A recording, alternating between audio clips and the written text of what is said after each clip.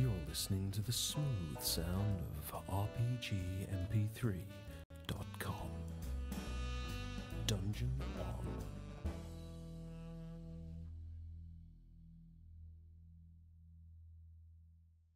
3, 2, 1, go! We're in!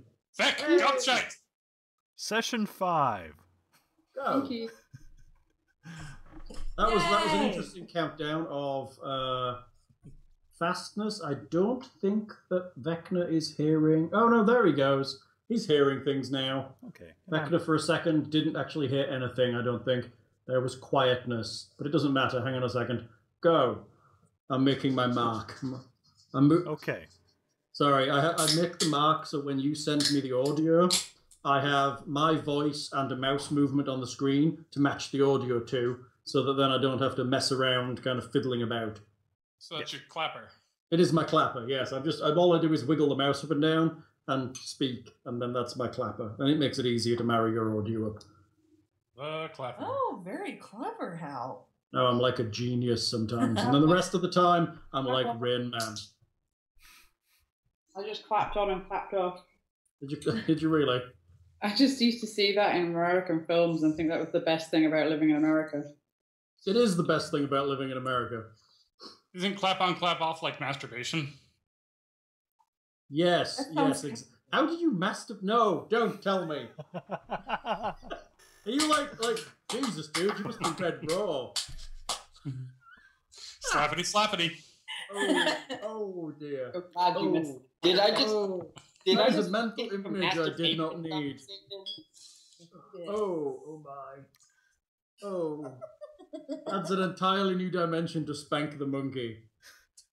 We can always wrap it around like the Tom Baker scarf. Oh man.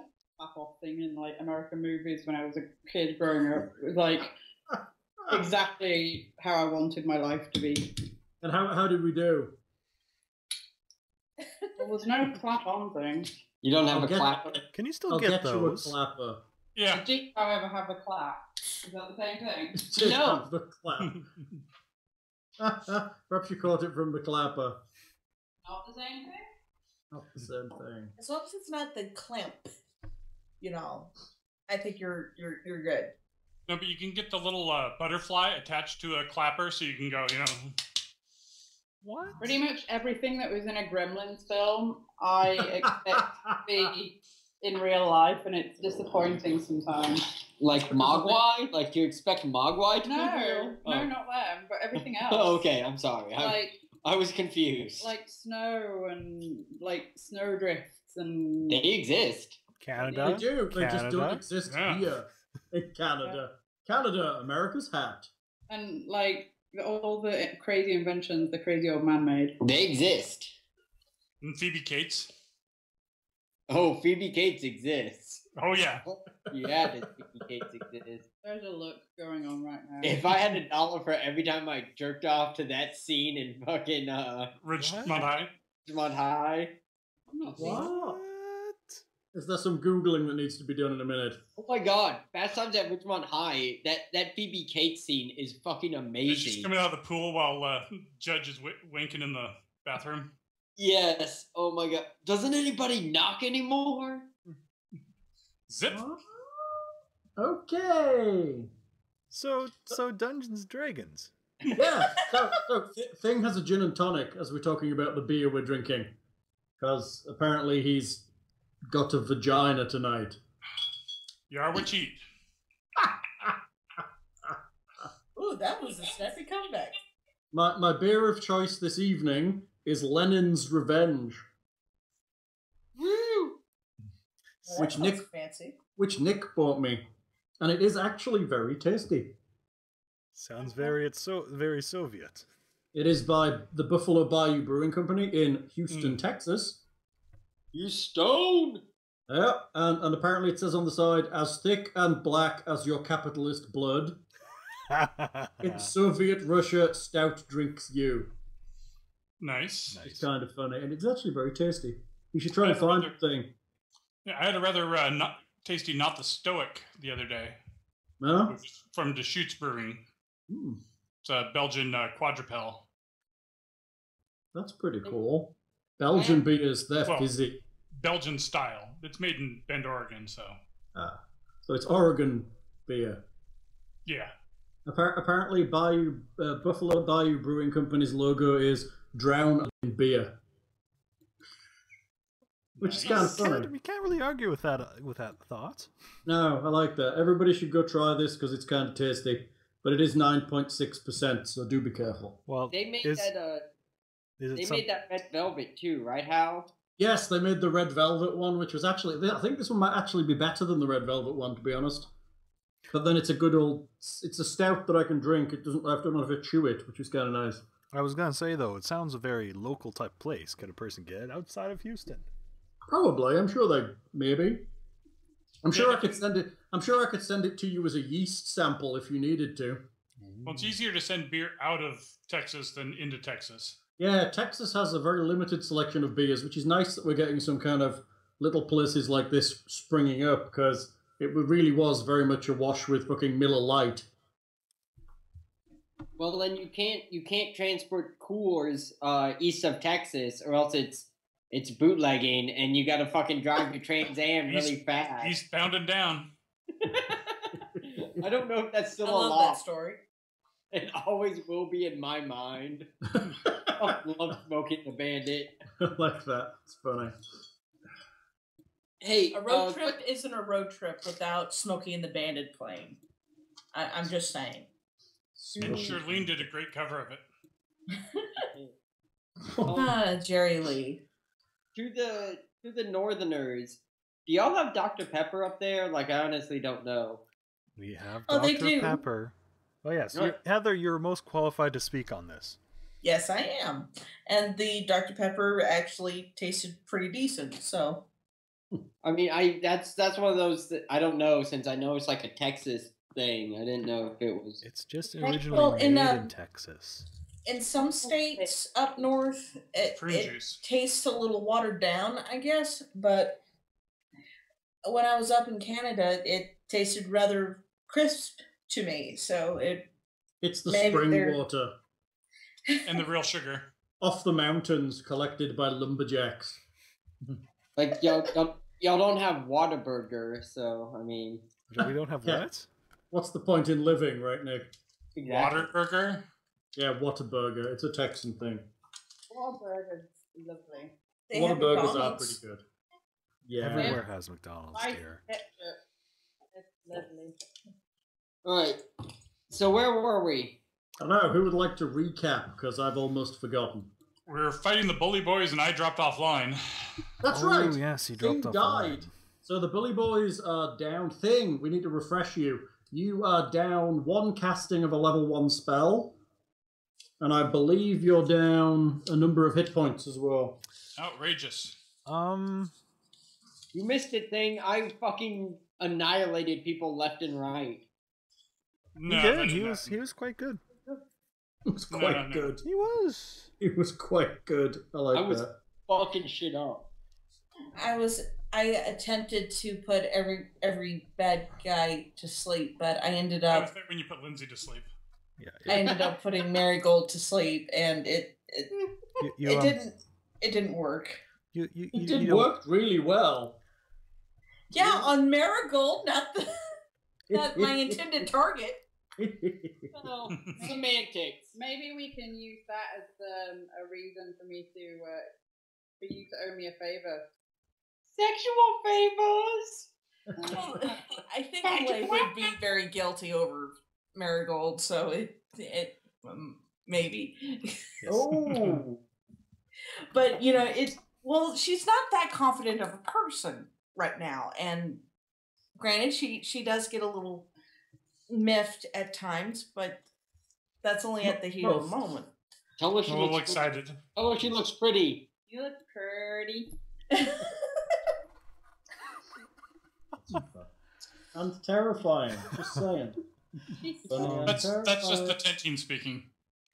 Do I have a pretty mouth? Oh dear. Oh Yes, my ma'am.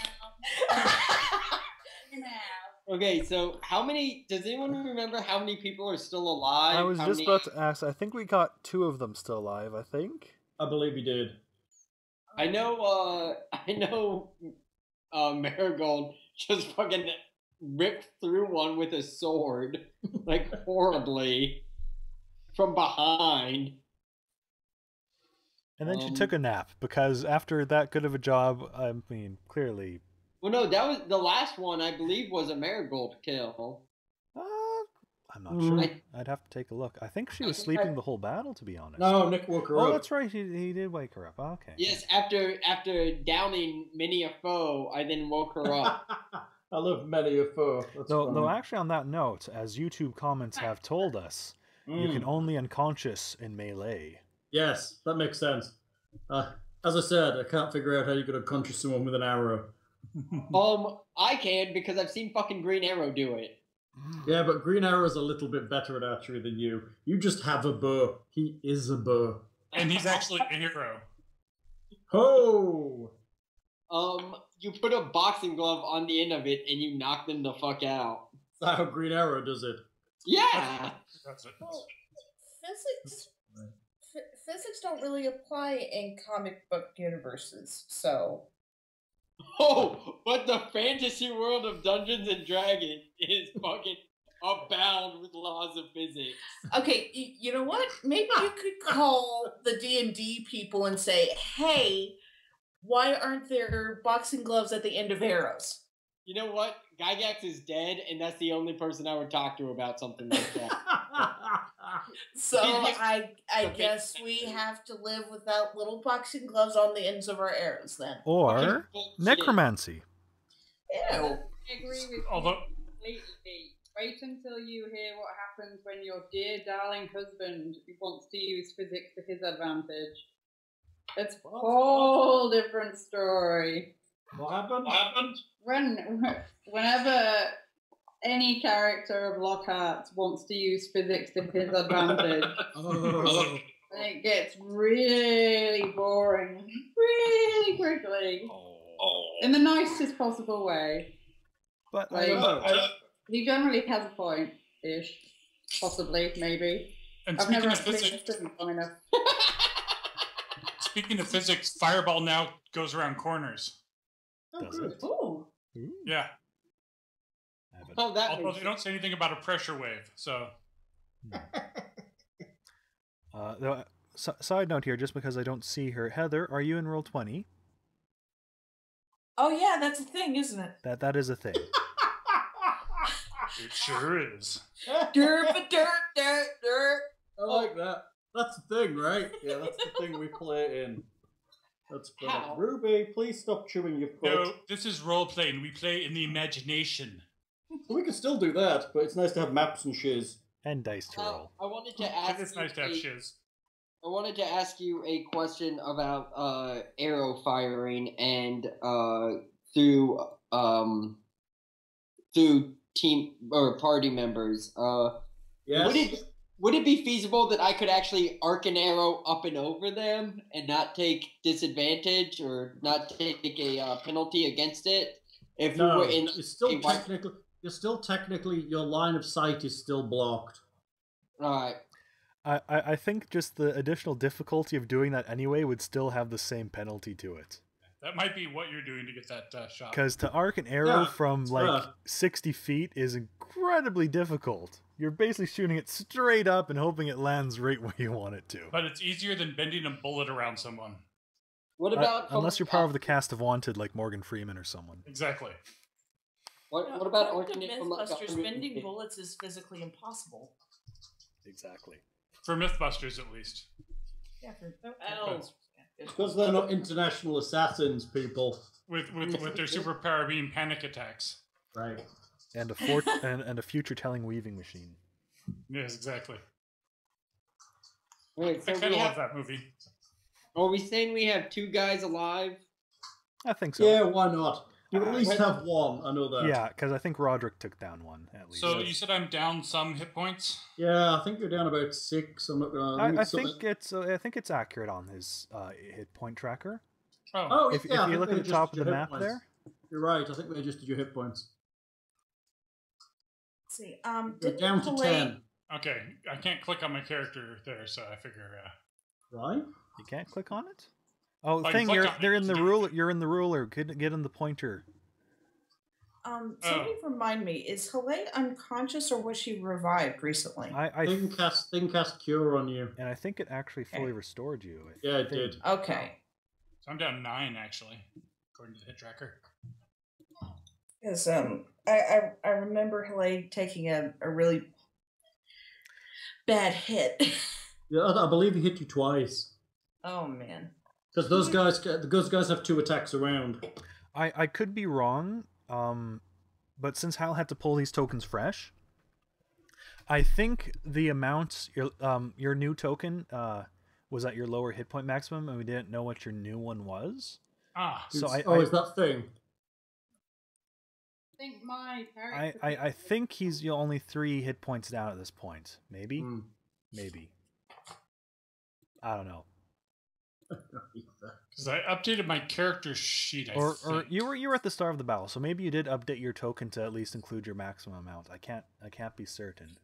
He's out of 13 right now. On my paper. And I think his hit points are now out of 20 or something now. So. 19. Only 19? Oh, that's because you guys chose to roll. That's right. And I rolled really crappily. Smug Lockhart. So I should be at 16 rather than 10, or just I don't care anymore. Just pick a number. Okay. So we're clearly we're probably gonna rest before it becomes a thing. So I believe you just went up there and started beating on them, didn't you? After talking to the farmer, so it's still kind of morning time. Yeah. Were they the only ones in the Sleeping Giant? They were the only ones in the Sleeping Giant. Right. Well, the only red brands in the Sleeping Giant. So we just got to get rid of all witnesses so that there's no reprisals. Yeah. Who else is in there? Just walking to the common room, or there is. It's really nothing more than just a trestle table with some basic barrels behind it and a couple of tables on the inside. There's a surly female dwarf kind of cleaning a couple of glasses. What do you want? Are the two unconscious? You want ale? All right, so I would say that we have tied up the red brands and kind of drugged them into the Sleeping Giant. Okay. Well. Thor, would you like to take this this dwarven female for a walk while Rodrick and I have a nice conversation with our friends here? You were in a lot of trouble. We might be able to handle it. How about you spend some time with our nice friend here, and Rodrick at this point will put 3 gold coins on the counter. And you just, these guys just didn't arrive here for their drinks, and we didn't really stick around that much either. I'll walk to the provision store and back. That's as long as you've got. Well, actually, I was suggesting we do know that there is a jail underneath the Townmaster's Hall, which would be a bit more private for an interview, Guybrush. Wherever, as long as we get to fucking lay a beating on these guys. Again, more of a beating. That being said, yeah.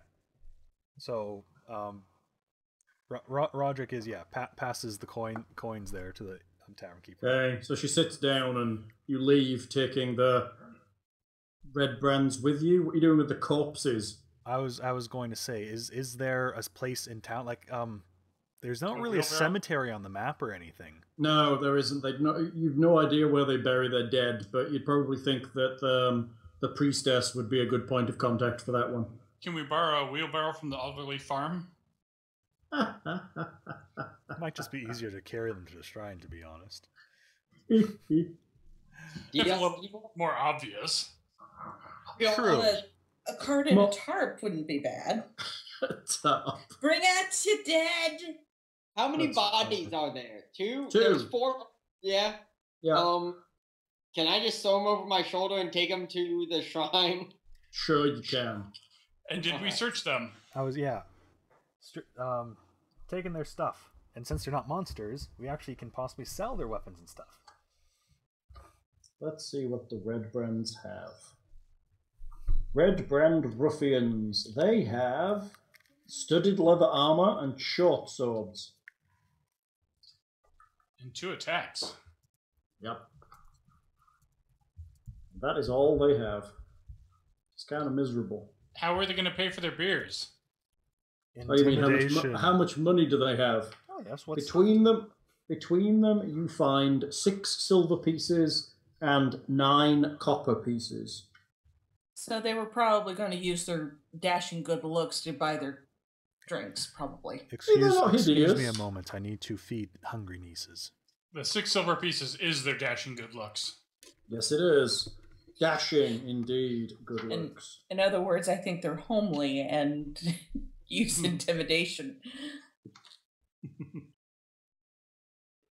So, what are you doing? If I'm wearing leather armor right now, would it behoove me to switch to studded leather armor? Probably. Would that just give me a +1 to armor class then? Or like add an extra 1? Yes, I believe it does. I'll check for you, but yes, I believe it's 1 extra. It moves from 11 to 12. Yeah. And 3 more pounds of armor. Thank you, thing. And obviously it looks nicer. And still light armor, so you're all good. It's still light, yeah, you can wear it. They also all have red cloaks on. Ooh, snazzy. Take one of those as well, but not going to put it on. That'll be good when we infiltrate Trezendar Manor. It's underbelly. Really? Okay. The underbelly. Choke the fuck out of someone with. Okay, so you're taking the bodies to the shrine and the non-bodies to the townmaster's hall. Alright, I'm carrying these guys. Do not start in on the red brands that are alive until I get there. I want a piece of them. Alright? Oh, that's funny. Okay, you arrive at the shrine. Hi, darling. Did you miss me? Sister Griella is surprised when you walk in with 2 dead people. What brought you a present. Yeah, like a cat brings a dead mouse to the master, you know, like, hey, I killed this for you. Do you remember those red brands you had a problem with? Yes. It appears you've killed some. Well, in all fairness, they did attack us. Self-defense. Okay. That seems fair. What would you like me to do with them? Chili. Dispose of them in some sort of way? You mean bury them? That'll work. And you would like to have a ceremony for them? Not particularly. They're kind of douchebags. So, let's say the cheapest I can do a burial ceremony would be, I don't know, 5 gold pieces each, probably. Oh, 5, excuse me, 5 silver each. I was going to say, I thought that our relationship meant more to you than that. Yeah, I've still got to swaddle them and find someone to bury them and, you know, say rites over them and that kind of thing. That beats making chili for the homeless. I honestly think we can throw them in a ditch and nobody will miss them. I just don't know where to do that. That's not particularly kind now, is it? Not Neither very was fair. entire town, but... Well, I appreciate what you're saying, but bringing yourself down to their level and stinking up the countryside with corpses isn't a very nice thing to do either. What if a child found them? Good thing you stuck with She does have a point, though. Alright, so 5 silver pieces will end this conversation and I can go talk to the other guys. 10 silver pieces, 5 each. Alright, if we skip the swaddling and the fucking burial rites... That's about 5 silver is about the cheapest it's gonna cost me at least 3 silver each just to get the graves dug. What more do you need than a hole in the ground? We'll do 3 apiece. Well, then there needs to be a marker of some kind. No, I would actually prefer that they were not marked, so no one knows. And then, of course, there's a donation to the shrine to, you know, oversee our costs. If I'm there, can I just toss her a gold? I'm sorry, did I not give you a donation last night? Yes, but there's not a lot I can do with that. With regards to feeding the poor or helping the homeless or any of those kinds of things. 10 silver pieces, and I get to go now beat up more red brands, and we'll call it Squaresies. Sounds fine to me. Fine, here you go. Thank you. I'll be burying them pretty soon. Don't tell anyone. Well, I've got to hire someone to dig the graves and then have them processed out of town to the burial area and do the ceremony. I'm back. What did I miss? Nick's paying for the burial. Okay. Not happily. Trying to haggle. Not happily. He's trying to haggle a lower price, like you do at a funeral parlor. You see, Nick? Oh, sorry. If you read about how awful those people fucking were, you would have no problem with haggling with funeral parlor people. They're fucking scum of the earth. Yeah, probably. Alright, so I give it to someone who's discreet. I don't need this getting around that we're off killing red brands. Okay. Alright, I give her the 10 and I dash off to the town hall to fuck up some red brands. Okay. The rest of you have got to the Townmaster's Hall and have secured your red brand prisoners downstairs. All right. Sildar is present. He looks you up and down and nods. I suppose these gentlemen attacked you on the road? Just Am I there? Beer. Yes, you run in just as they start to get them secured. Alright. Sure, let's go with that. Okay. Can we have a moment with these gentlemen? Are you not just leaving them for the town's justice? We just want to have a little talk with them. Well, that would be fine. You can stand here and talk with them. Yep. They're behind the bars. That would be fine, yes? Yep. As in, you don't assault them in any way? I feel like the conversation would be better if we could get in there. Sildar has the keys.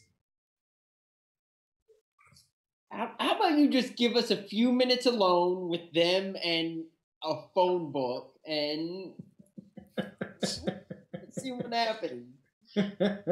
While I appreciate your ardor, I don't think that would be wise. Perhaps they will answer your questions anyway, perhaps for leniency. Well, what sort of leniency are we talking here? Well, it depends. They've done on horrible things, possibly murder. Yes. There's so no need to be we, lenient. So maybe we don't hang them. Well, what do we How do about this instead? leniency? They look kind of surprised. How about for leniency, I make it so that the last thing they see won't be Gary the Mouse eating their fucking eyeballs. I appreciate that too, but I mean, there are plenty more red brands up there, and if you can garner any information from these ones that would help you, I have no problem being lenient on these two if they give us information that you need. Yeah, the leniency is their eyeballs not being eaten from their still living bodies. That's leniency. Well, Sounds- Sildar, I'm not against potential leniency. I just want to know exactly what you're thinking of giving them instead of their due punishment. Perhaps we take a hand instead? Perhaps we brand them instead? There are many options for this kind of thing. They look kind of nervous. Taking a hand could be acceptable if instead of their lives. A man could still make useful work out of him with one good hand. Yes, well, I have no problem with that. I think it is fair, and it is just, and it is the wise course of action. Good. Who decides how their hand gets taken? That will be on the town master to finally make the decision once everything has been done and a trial has been had. If it is to be something of more scope than we can handle here, we will pass them to Neverwinter for justice. With the recommendation of leniency if they're helpful. So they're conscious at this point? Yep. Okay. Have they heard everything about my mouse eating their fucking eyeballs? Yes, they have. Okay, just making sure. They just hope you don't give them pink eye. We wouldn't want zombies on the town. I will give them the fucking hantavirus. I have a mouse, and therefore have mouse droppings, and will fucking do it. You've got to eat these until you get a terrible virus. It may take many months. That's so funny. Okay, they look up. So, lads, before I told you to drop your weapons and come without a fight and things would go easier on you, and you didn't listen. Now you've heard if you cooperate and answer our questions, things could go easier on you. Will you listen this time? They just stare at you. The one with the scar over his nose kind of sneers a bit, spits on the floor.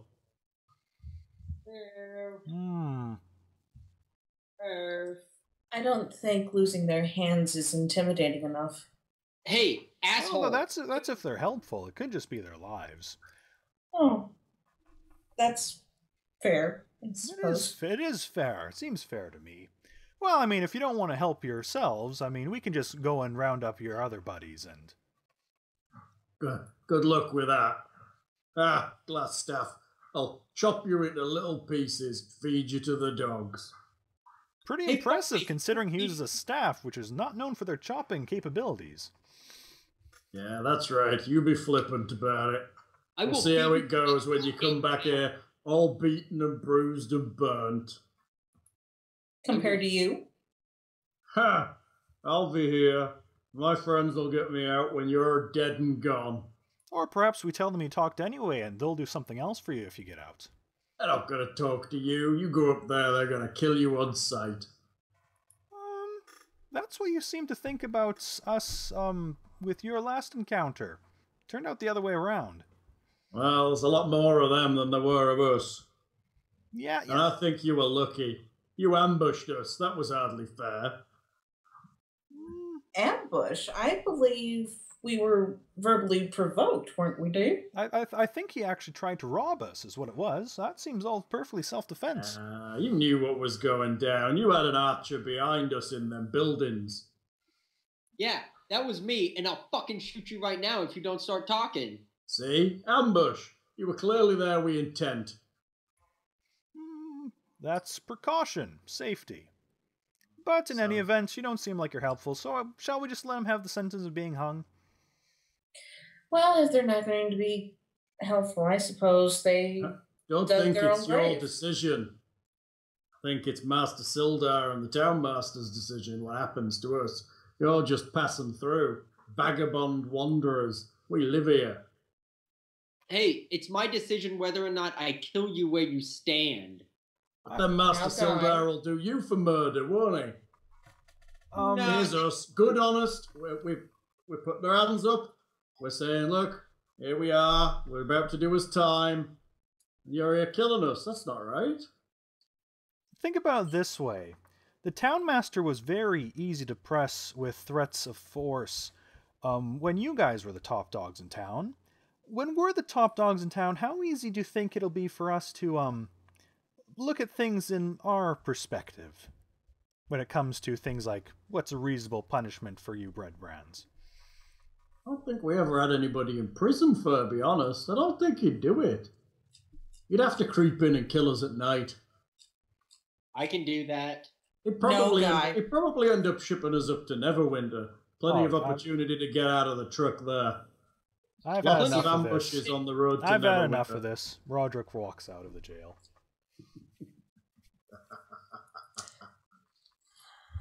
My honorable compatriots. Anyone else like to try? They ship you up to Neverwinter, you won't make it up there.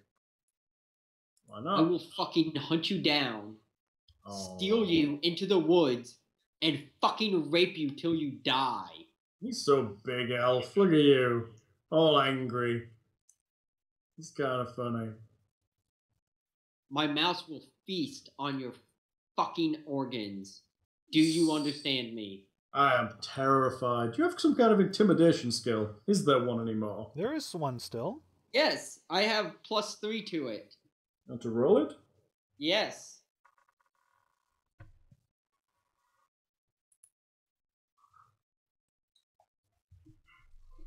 only have a +3. I've even got a +2. +3 is pretty decent for skills, really. Yeah, I guess it is. Yay! It's not bad. Well, Did it? maybe we can be a bit of help. Seeing as that asshole is gone, we could help you a little bit. As long as Master Sildar agrees we're not going to be dying then. I'm listening. Sildar nods and mutters something about it depending on what they tell them. So what do you want to know?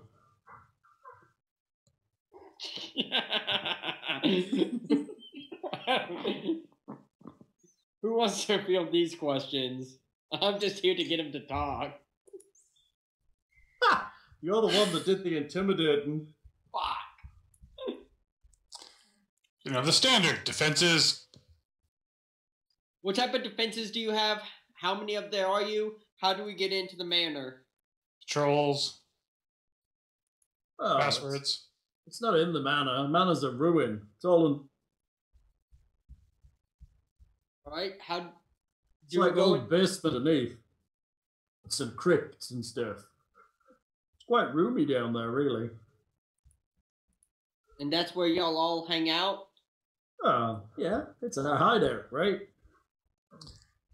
How many of them are there? Ask that. How many are there?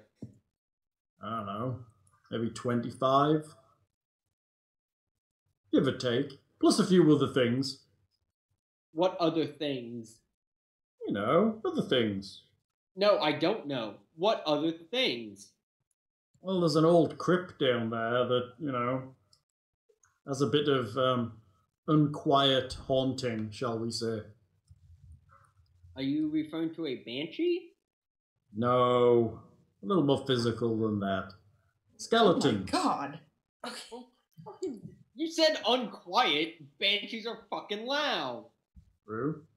But no, skeletons. And obviously glass staff.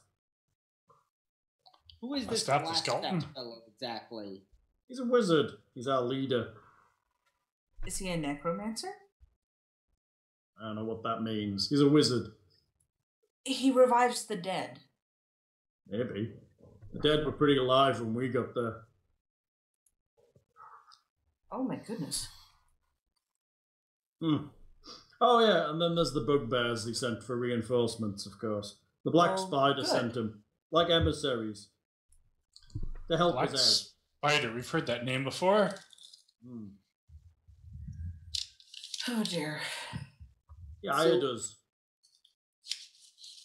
What's the best way to get in underneath the manor? Oh, there's two ways. There's the main door, and then there's the tunnel in the forest. Okay. Oh yeah, but the tunnel will lead you to where the eye monster is. You might not want to go there. The eye monster? Yeah, I don't know what the hell it is. Some kind of hideous monster with lots of eyes. Like a floating... I don't know, it's a big eye thing. Got a huge eye. We're going against a beholder at 2nd level? Crap. Fuck that noise. So not going in that way. It's in the lowest part. Right at the bottom. Oh, We feed just... it captives sometimes. As written in the Book of Moradin, fight the orcs first. Leave the goddamn beholders till last. Does it fight the goblins first? Yeah, and then the orcs, and then the... I Work your believe way it's up. just leave the beholders. Leave the beholders alone. Are there any passwords to get in? Or any traps we might encounter? Well, not saying there aren't no traps, but I don't know where they are right now. They may have set them, they may not have done. Depends on what they're doing. What about passwords? No, we don't have no passwords. We know each other. So I suppose a disguise is out of the question. Well, you look like an elf. We ain't got many elves. Thank you for reminding me. Thank you. Got a problem with the elves? Oh, just saying, we ain't got many elves. Right. They're a bit too sissy for the life we lead. Yeah. Guy, don't throttle him. Smiles at you. Are we done? Anyone else want to ask these assholes anything? Guess not. Off you go now. Be careful. Don't break nothing. Yeah. Apparently, careful's not our style. Apparently not. So, are you done? Yeah. Okay. I honestly head out. can't think of anything to say. I guess you find Rodrick storming about upstairs. He's just standing outside the townmaster's hall, tapping his foot. Heleh goes up to him. We got a little bit of information out of him. The manor's filled with dangerous things. There's a beholder in the basement. A what? A beholder. What's that? Big eye monster. It's about... Doesn't sound very scary. It shoots laser beams. It shoots what beams? Death beam of death. Death beams of death. You're really gonna believe that he says this when he's clearly trying to intimidate us about what's inside there. A monster made of eyes that shoots death beams of death. Death beams of death. Well, Like that. Guy threatened to forcefully fornicate with him in the woods for some reason. I was there for that part. He didn't seem too impressed. Well, if you've seen Guy, would you be? I'm not going to directly quote him. That was just foul. You think I won't fucking forcefully fornicate a dwarf too, Thror? Do you really have to use that kind of language? I mean... It gets the point across. Enough about your elven penis.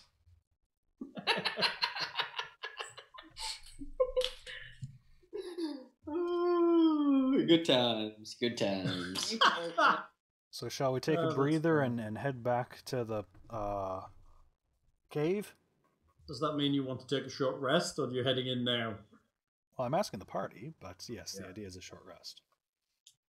Sure. I could use a beer anyways. Maybe we could actually leave Sildar at one sets of these armors and a sword here, since he doesn't have any equipment of his own. He'll happily accept them. Well, I'm asking the party what they think. Oh. I think that would be fair, really. I mean, he is without his equipment. He is recently rescued. He happily accepts them. Should we leave him the rest and see if he can equip one or two deputies? Well, does anyone want the armor for themselves? I thought you took a set. I did indeed. Did you? Yeah, weren't you? You weren't wearing anything better than stud leather? He was wearing leather. Oh, okay. Sorry, I seem to have not been present for that. So I upgraded to studded leather because. Actually, come to think of it, I'm still wearing my mage armor. I never Did really you cast deactivated it. Well, yeah. You want to leave it on. I haven't really deactivated it since the cave. So. No. It has a duration. It only lasts for 8 hours before it just turns off automatically. Okay, so 2 short rests later, it would be gone. Yep. No, okay. A short rest is only an hour. Oh, okay. Yeah, but if you cast it like way back in the Goblin Cave, but haven't cast it since, then yes, it's not on. Yeah. Okay.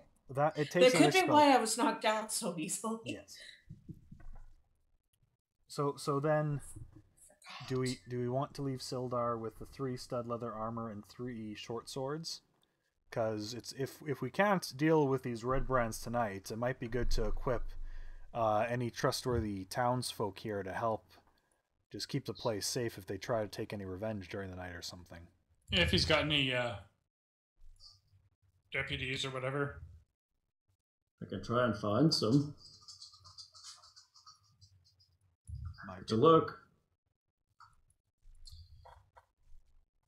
Donate them to the town's noble cause. Thank you kindly. Town thanks you. Now what you doing? Is anybody injured still? Not really. I think you're the only one. Yeah, you were a little bit down, but nobody else is, I don't think. Cool. Then if we're going to do a short rest and have a beer or whatever, I'll channel divinity. I was reading that. I don't think it works unless you're below half. Is this me up here? No, that's Or was that a different? Yes, that's you. That I think was a different. That's a different piece. Possibly. I have 17. I can basically distribute hit points between anybody within 30 feet. Yeah, I read that, but I thought it said you can't do this if they're above half hit Oh points. yeah, I can't restore more than half maximum. So yeah. Oh, Never is mind. that how it reads? No, you can restore a creature to no more than half of its hit point maximum. So I can't heal myself anymore. Oh well. No. That's good for either mid battle or when we're really wounded after one, apparently. Yeah. But What were you saying, Linz? I cannot hear you at all. She'd like more hit points, I believe. Sore throat, remember? just I know, in your, but you seem very far from the microphone. do you just mean in your hit bar, Lindsay? Yes, I'm down. Then it is done. My max is higher than 17. Oh, it's higher than 17? What's your max hit points? 16. I'm lying. It's 16. I'm so used to playing a good character. how are you at 17? I'm at 16. And Thror's max is 19, right? Yeah. So everybody's max is set right now, they're in. What's Yeah, your who max, wants- Guybrush? I'll pick picture. 17. I'll pick picture. What is that one? Oh, you want the other picture. Have you made an icon of it? Yeah. You can see it. Well, You can there was see it. there How was do an I do it? icon. It's in my like character thing. Hal can drag that onto the screen. Yeah, let me do it now. Hang on. I'm getting it. It just won't have any stats associated with it. Alright. Mudpetal, name Mudpetal, 16 hit points by 16 hit So points. Hal, Yes. if you click on the new Mudpetal, Yes. and then you open up her character sheet, Yes. below the picture there should be a spot for the default token. If you remove Yes. the old one and then add the current one, it should Where am I looking? below the portrait Below which portrait? on the character pop-up screen in the Can I bio and double- info tab. Yeah, got it. Start, name, and then underneath I have bio and info. Yeah. For Hal, he should be able to see Default token. yes. Select a token on the tabletop to use as a default token. Use selected token. And then when a new token is dragged, it should already have that information of hit points and stuff. Gotcha. So then this one needs to go away some more. This one here.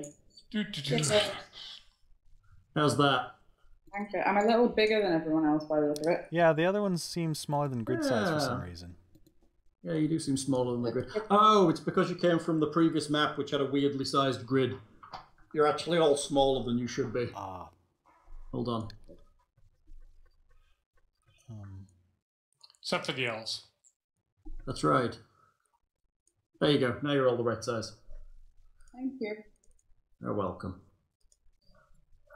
Yes, short rest time. Want to do that? I'll take a quick meal at the inn or something. Yes? Sounds Everyone? good. Yes, I think so. Sure. Okay, you take a short rest. You have a meal at the inn. Or whatever. Chill out. Anybody doing anything? Or is it just recovery of abilities we're at here? Heather has the option of recovering one of her used spell slots, I believe. Yes, I did. Now, have you actually Before we leave, you may want to just, in preparation, cast Mage Armor, because it does last 8 hours. Mm-hmm. It's true. It does. So you mean cast it now before she rests? Well, I'm saying just remembering to cast it before we go, so it's not mid combat thing. Right. That might be wise. Yeah. If we're down there for more than 8 hours, we're gonna have issues. Because you is squishy and non-armored. I like those. Wizards don't really function well in armor, do they? No. There was bad stuff. I don't think you can cast spells in armor anymore. Only if Yeah, you're can you? not proficient. Yeah, if you're proficient in the armor, it has no effect on spellcasting. If you're proficient with the armor, there's no way to gain proficiency is the thing. Actually, you can. You can be a dwarven wizard, and you can gain medium armor proficiency as a starting dwarven wizard. Is that so? So, an elven wizard... Surely I can have leather, right? No. Or Leaves. No, you're allowed leaves and clothes, and that is all. Is she, as an elf, is she naturally proficient in light armor, maybe? I don't know. I think dwarves are the only one... No, high elves don't get it, neither do wood elves. And there's only one type of dwarf that gets it too. Yeah. If you're a mountain dwarf, you're proficient in light and medium armor. I just knew I was proficient in light armor, so that might be a rogue thing, or that might be. That comes from rogue. It's mostly based on your class. It's actually a bit of an exception that the dwarf has armor proficiency. But in the full version of the PHP, there will be feats that will allow you to gain armor proficiency. If you choose to play with feats. If you choose to play with feats, yes. And there only are a handful by the look of it too. I haven't been paying attention to any of the previews since. There's not many. There's only like 20, maybe 30 feats, if that. Because unless they're added to the basic rules, it's kind of a moot point for me, really. Well, so here we go. Maybe they'll clarify a little bit. That might be nice. Yeah. We'll find out on Friday. So yeah. So by next game, I should have the PHP. Oh. If anybody wants to realign their characters. Well, you'll have it. Well, I mean, I'll allow options from the PHP at that point. And we'll take a look if anybody wants to change their character in any fashion, if anything changes significantly. Because then you can have Dragonborn in Faerun, which makes no sense to me at all. Well, haven't seen anything where it officially says it's Faerun. Yeah, I think it was originally stated that was going to be the default setting, but this is no setting at all, I don't think. No, except for the fact that this is Neverwinter, so it is Faerun. Yeah, I mean, there's a city called Neverwinter that's, on the Sword Coast. It's Faerun, dude. This, and I think the adventure path they're releasing with the player's handbook is Faerun as well. Oh, the Dragon Queen, yes it is. And they do all that Rise of Tiamat business, that's all Faerun too. Yeah, exactly, yeah. So it's definitely Faerun. So Dragonborn, they have appeared in Faerun. Or you can just say they're not there, and they're just there if you're playing outside of Faerun. Anywho, what are you doing? You rest. Who regains what? You regain your wind? I regain my wind and my action surge. Mm-hmm. I gain a beer. Yay! You're down one spell, right, Mr. Thing? Are you okay for spell stuff? Yeah, I'm down one spell, but I can't regain it. No. Because I'm not a wizard. So the wizard has regained a spell slot? Yes. And then you're promptly using it again after we're done to cast Mage Armor.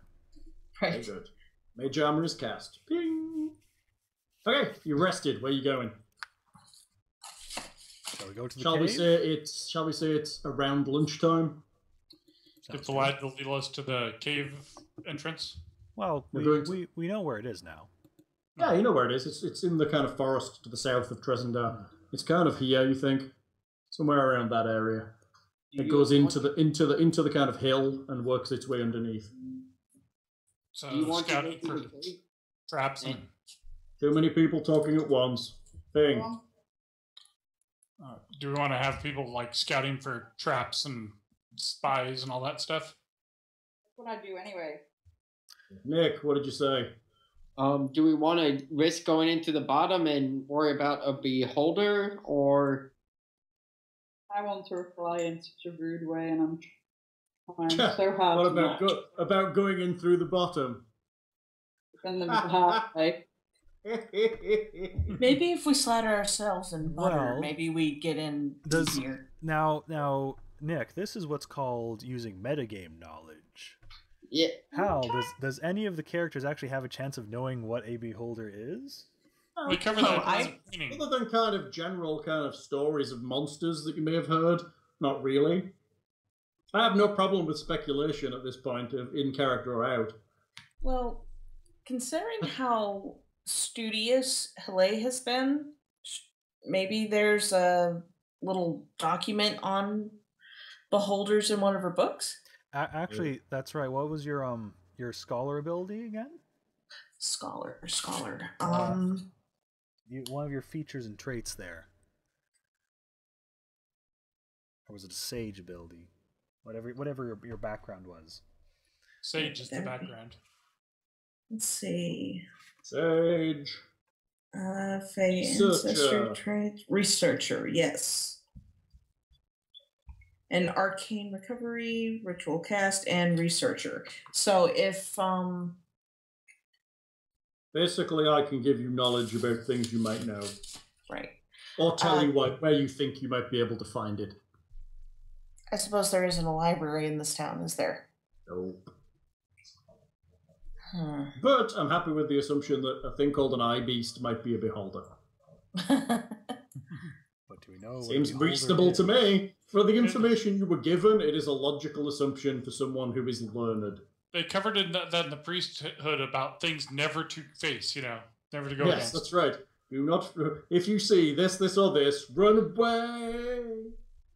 Okay, so is it going in the woodland door, or are you going to search Tresendar Manor on the normal level? Well, we could at least scout out the cave again to see if there's guards at it. Okay. Admittedly, Sure. we do want to take down these red brands, so we would be facing this dangerous monster at some point or another. It might be wise to work top down so we know nuns run out into the town and take hostages or whatever. That is good as well. But nothing's to say that they won't do the same from the bottom, really. So you'd rather split the party and take both No. entrances? We could. Sorry. Personally, I think we should ease our way into the situation. Get the weakers first, so there's no stragglers, and then tackle the big one last. Level by level. The Dwarven way. You're going to be easing your That's way a into the fair bottoms. I mean, if we get the underlings out of the way, then there's no one to tattle on us. Perhaps we could pay another silver piece to the young halfling child to watch the cave and run to Sildar if he notices any escaping from it. Oh, that's a good one. He seems like a clever lad that can stay unseen during those things. As long as he doesn't throw an apple at somebody. Agreed. Fortunately, he'll be away from the apple trees. Good. So, a quick trip to Alderleaf Farm then? Okay. Alright. Alderleaf Farm. You arrive at Alderleaf Farm. Helene is busy working and Carp is kind of hanging out. She He looks at me excited with- as you approach. Hello? You're back? Hello. You're not dead yet. I heard you fought some folks on the high road. Yes, yes, and we won. did. Word spreads Very fast. good. Very good. Now we're watching from the trees. And we're going to do something even more impressive. We're going to take the fight right to the manor. Oh, can I come with you? Well, you see, He waves his little wooden sword in your direction. there's only one problem, though. There's that cave exit.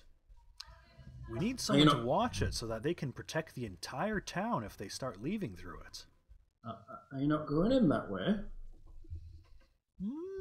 we've decided to go through the front door. More impressive that way. Okay. So what you're saying is you need someone to watch the cave entrance. Yes, and if you see anyone coming through it and heading towards Attack town, them! Run to Sildar and get reinforcements.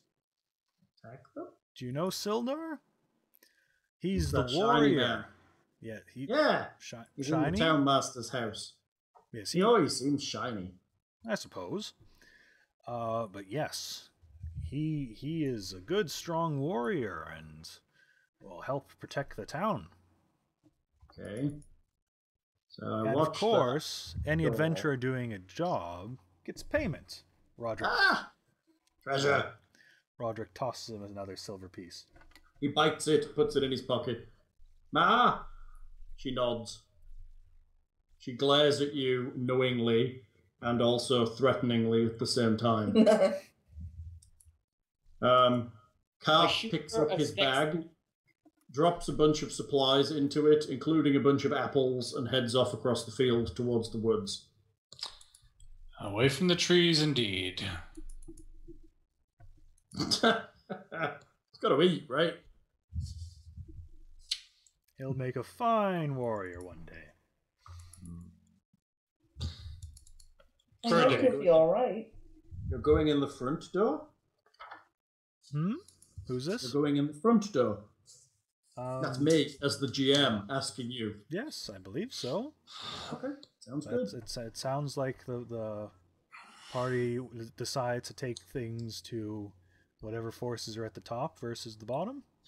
It'll put them at ease thinking we're stupid and just wandering around aimlessly, not knowing what we're going to face. So, I'm copying your tokens to the next map then, I guess, aren't I? No, well... No? Is that the easiest way, or do I remake them on the other map? Just remember to clear the initiative tracker, Hal, because Yes. otherwise you'll think they're there when you have to re-add them. They're gone. Okay. Initiative tracker is gone. Poof. So then, yes, Poof. now copy and paste should work, I think. Yeah, let's find out. Excuse me. No. Okay, you progress up there. The place is a ruin on top of a hill. It was once a noble manor overlooking the town. You can see now some of the outlines of how the town used to be so much bigger than it is now. You find a door leading downwards into what you believe is a cellar. Heroes, check for traps. Let's see if this works.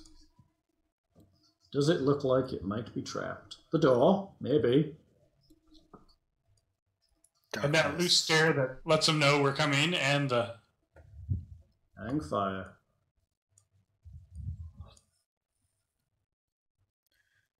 Again, just taking a general walk about the ruins, nonetheless, making sure there's kind of no one hiding behind a wall or something.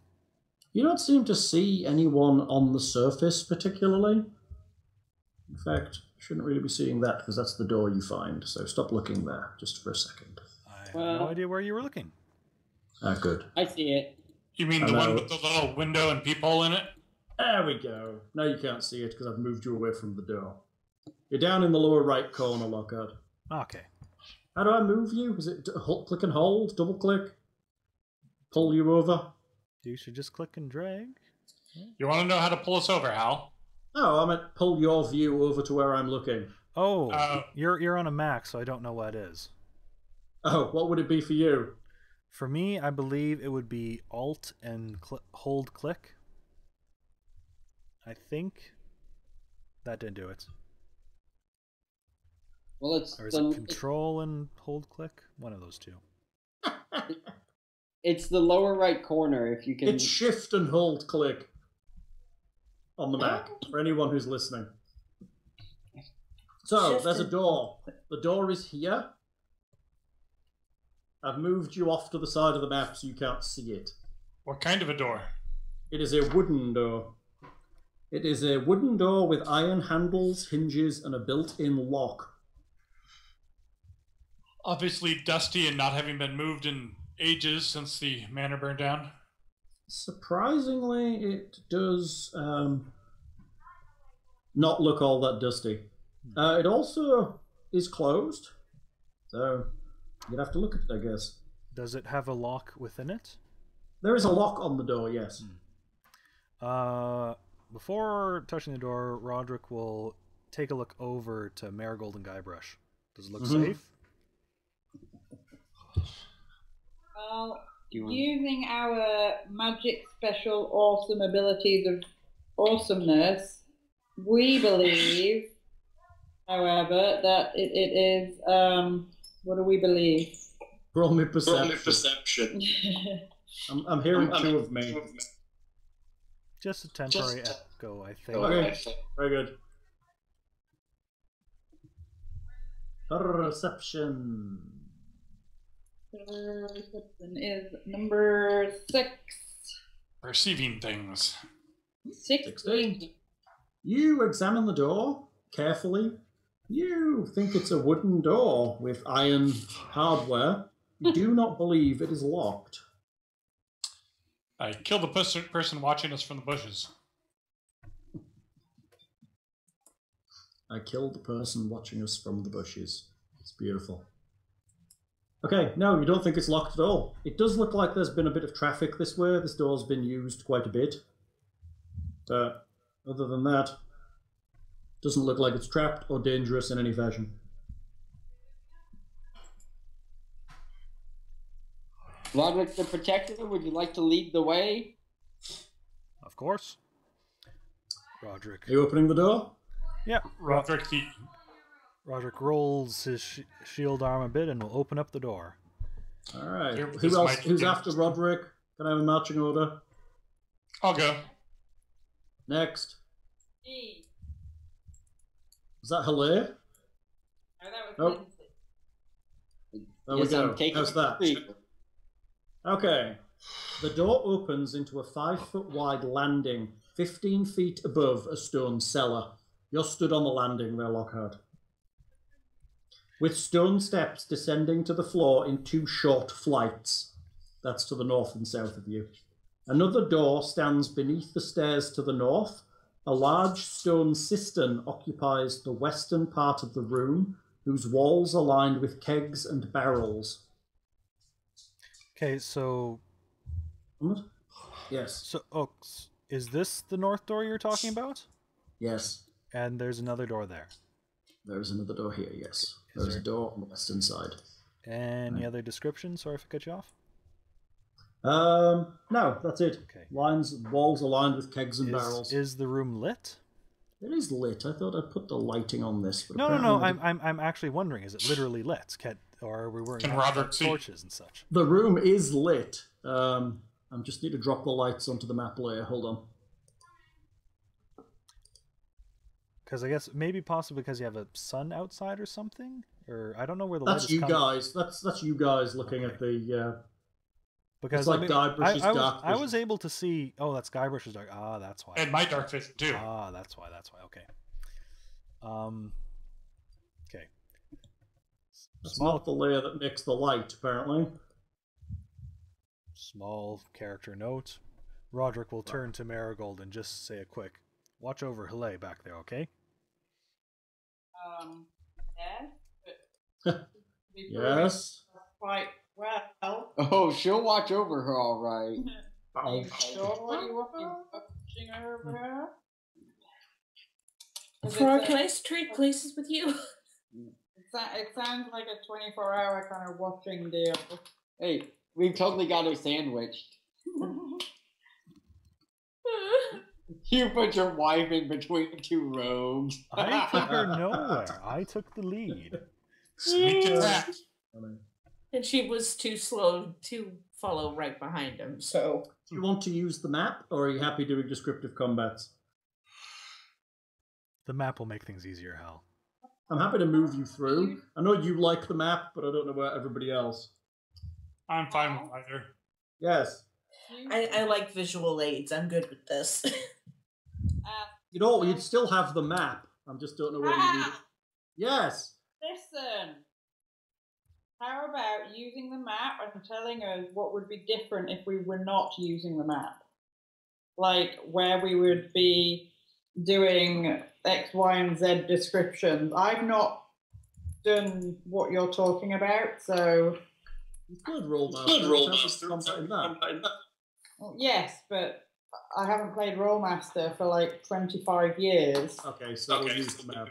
So use the map with a point of teaching us how we would not be using the map in future. Does that seem fair? I mean, I think with the map, because whenever I've played tabletop, you know, you have the map drawn out and you have your tokens. Yeah, it's fine. I'm happy to use it. So what are you doing? Changes and what, like... I need a refresher of like how to use my brain. And the day that I have a cold and I'm sick is not potentially the best day to be trying to do this. I think the map will save us a little time of arguing of who's standing where versus... Yeah. Agreed. All right, moving on. So, then Rodrick will start walking down towards his left. Okay. Keeping an eye on that northern door. Okay. How there's... Can you see this weird blackness? Is this intentional? There's a wall turned off there or something? I'm guessing that's the edge of the light coming from the torches on the walls. And then it angles where that goes to the kegs. You personally do not have any light emitting from you, so that area is dark to you. I bet if I move Thror in, it'll go. Okay, so it actually is because dark. You're dark. Yeah, that's a dark area. It's an area of shadow as you go down the stairs. Do you mind if I just pull Thror in to take a look and see? Yeah, it's fine. Okay, yeah. Yeah, it works. It's just because you're dark, you don't have dark vision. Okay. So you personally see the darkness. If you're going first, you'll see the shadows. Rather small light sources then. They can't reach that far. They're just like torches. They're throwing it's like 15 feet and then 30 feet of dim light. But I don't think dim light is working in the system, to be honest. But yeah, even so, that's only 15 feet, really. That's what I'm saying. It's set to 15 feet and 30 feet of dim, but it's not doing dim. It's just doing the 15 feet, if that makes sense. I guess. The dynamic lighting has two boxes. It's supposed to do dim lighting, but it doesn't seem to. But assuming something doesn't stop Rodrick, he'll walk down the stairs to the ground floor about there and... Okay.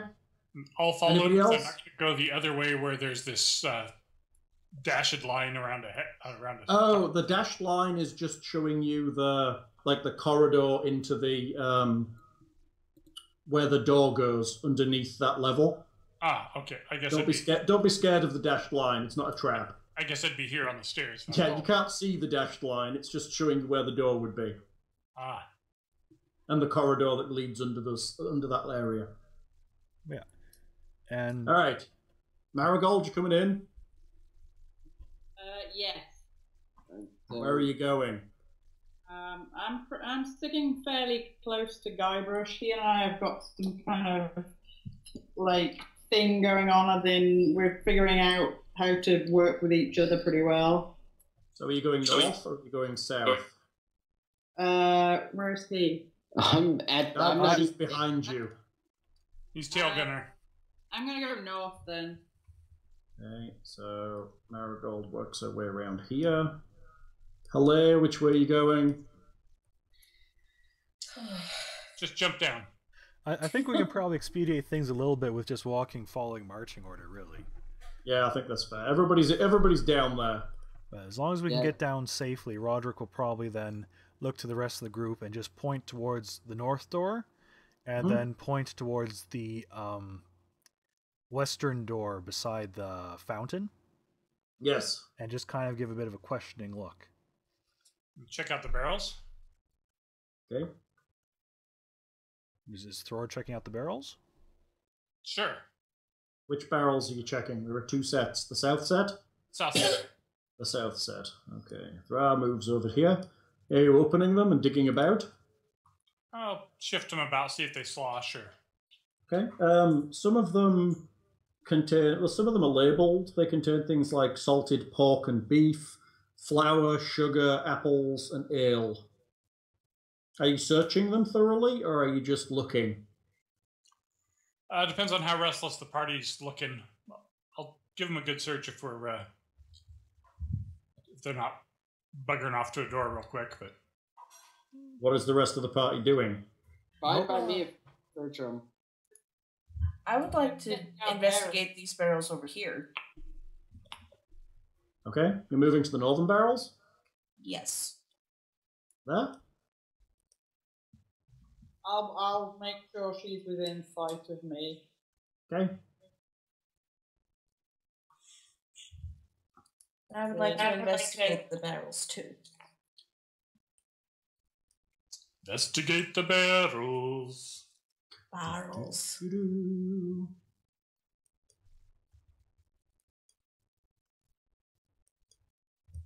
Okay, so you move the barrels around to investigate them a little bit, figure out what's inside them, and the like. Yes. You set off that trap. Boom! I triggered a trap, really? No, you didn't, I'm kidding. Only Things joking with you. What are the rest of you doing, the other three of you? That would be hanging out? Helene's Again, logo. Rodrick just hanging out? Rodrick is kind of pointing towards the doors and kind of trying to get a consensus of the party where we want to go. Okay. But doing it by pointing because quietness. Well, it seems like the dwarf and the wizard are dragging barrels around now. Yeah, it does, doesn't it? Quietness has. They're quietly dragging barrels around. It's dwarven stealth. I like that. Dwarven stealth. That's a bit of a misnomer, I feel. Quiet. It makes it sound like we're just workmen about not, people. Like giant military. dwarf. It's a bit of a misnomer. Exactly. Well, he's not really a giant. I mean, he's rather lean for a dwarf.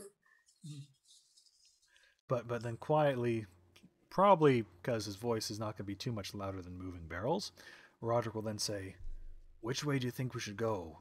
To the north or past the by the fountain room?" Who can hear this? Or is he speaking to everyone, or is he just speaking to Mrs.? Well, kind of whispering to you guys. Speaking to everyone. Probably at this point more towards the two people who are still by him and not investigating barrels.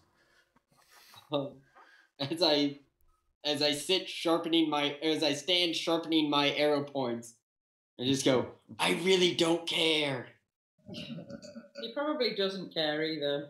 I really just, y'all tell me which way to go, and I'm gonna put arrows in people. That's what I do. That's good. I mean, as long as you don't have any ulterior motive, that's good for us. When did you learn how to do that? The last battle when I took out multiple people. Multiple? Yes. I must have been looking the other way. Rodrick will step forward to the north door and have a listen. Okay, you listen at the north door. Mm-hmm. Make me a perception check, please.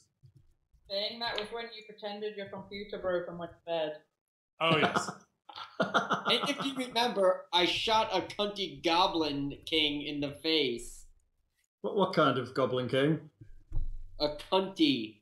A cunty goblin king. Was that a 2 for perception, Lockhart? Yeah. You don't hear a thing. Wow. Just quietness. Maybe the door's real thick, you're not quite sure. Well, I would presume there's no one on the other side if I can't hear anything. There's nothing to be heard, you don't think? Exactly. Hmm? Anything suspicious? Again, it's iron handle, iron lock, iron hinges. You don't find anything suspicious in the barrels at all. Not even Just gunpowder? food items and ale and some with water.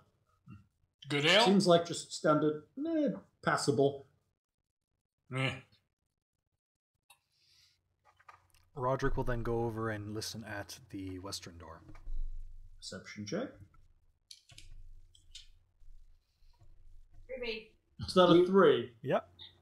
Again, you don't think there's anything behind this door. It seems quiet to you.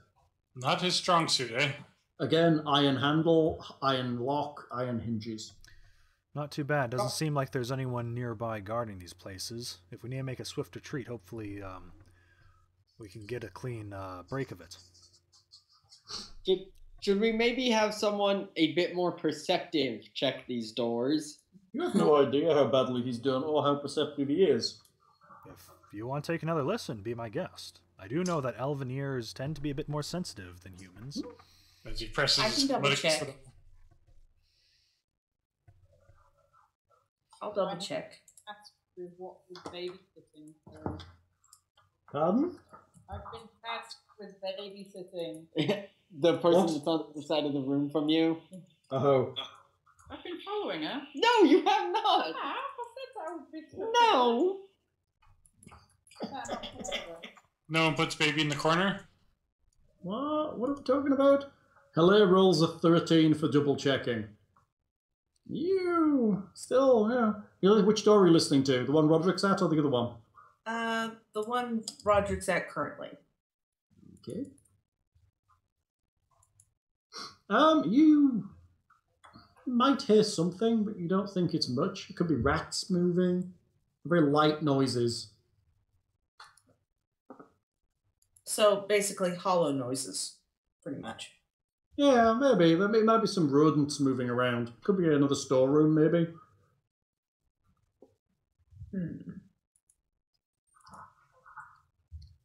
I could probably move to the other doors. Yeah, try that.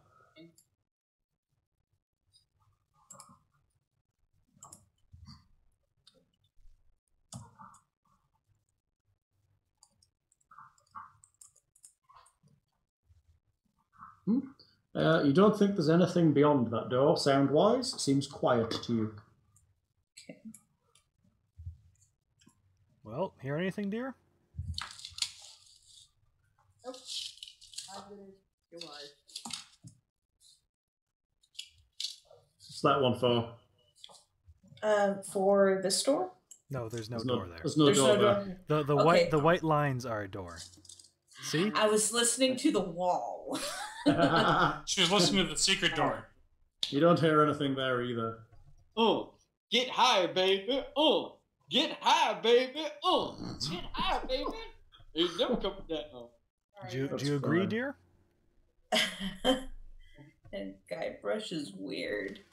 You said right line. He is a bit, but he's a pretty good archer when the wind's with him.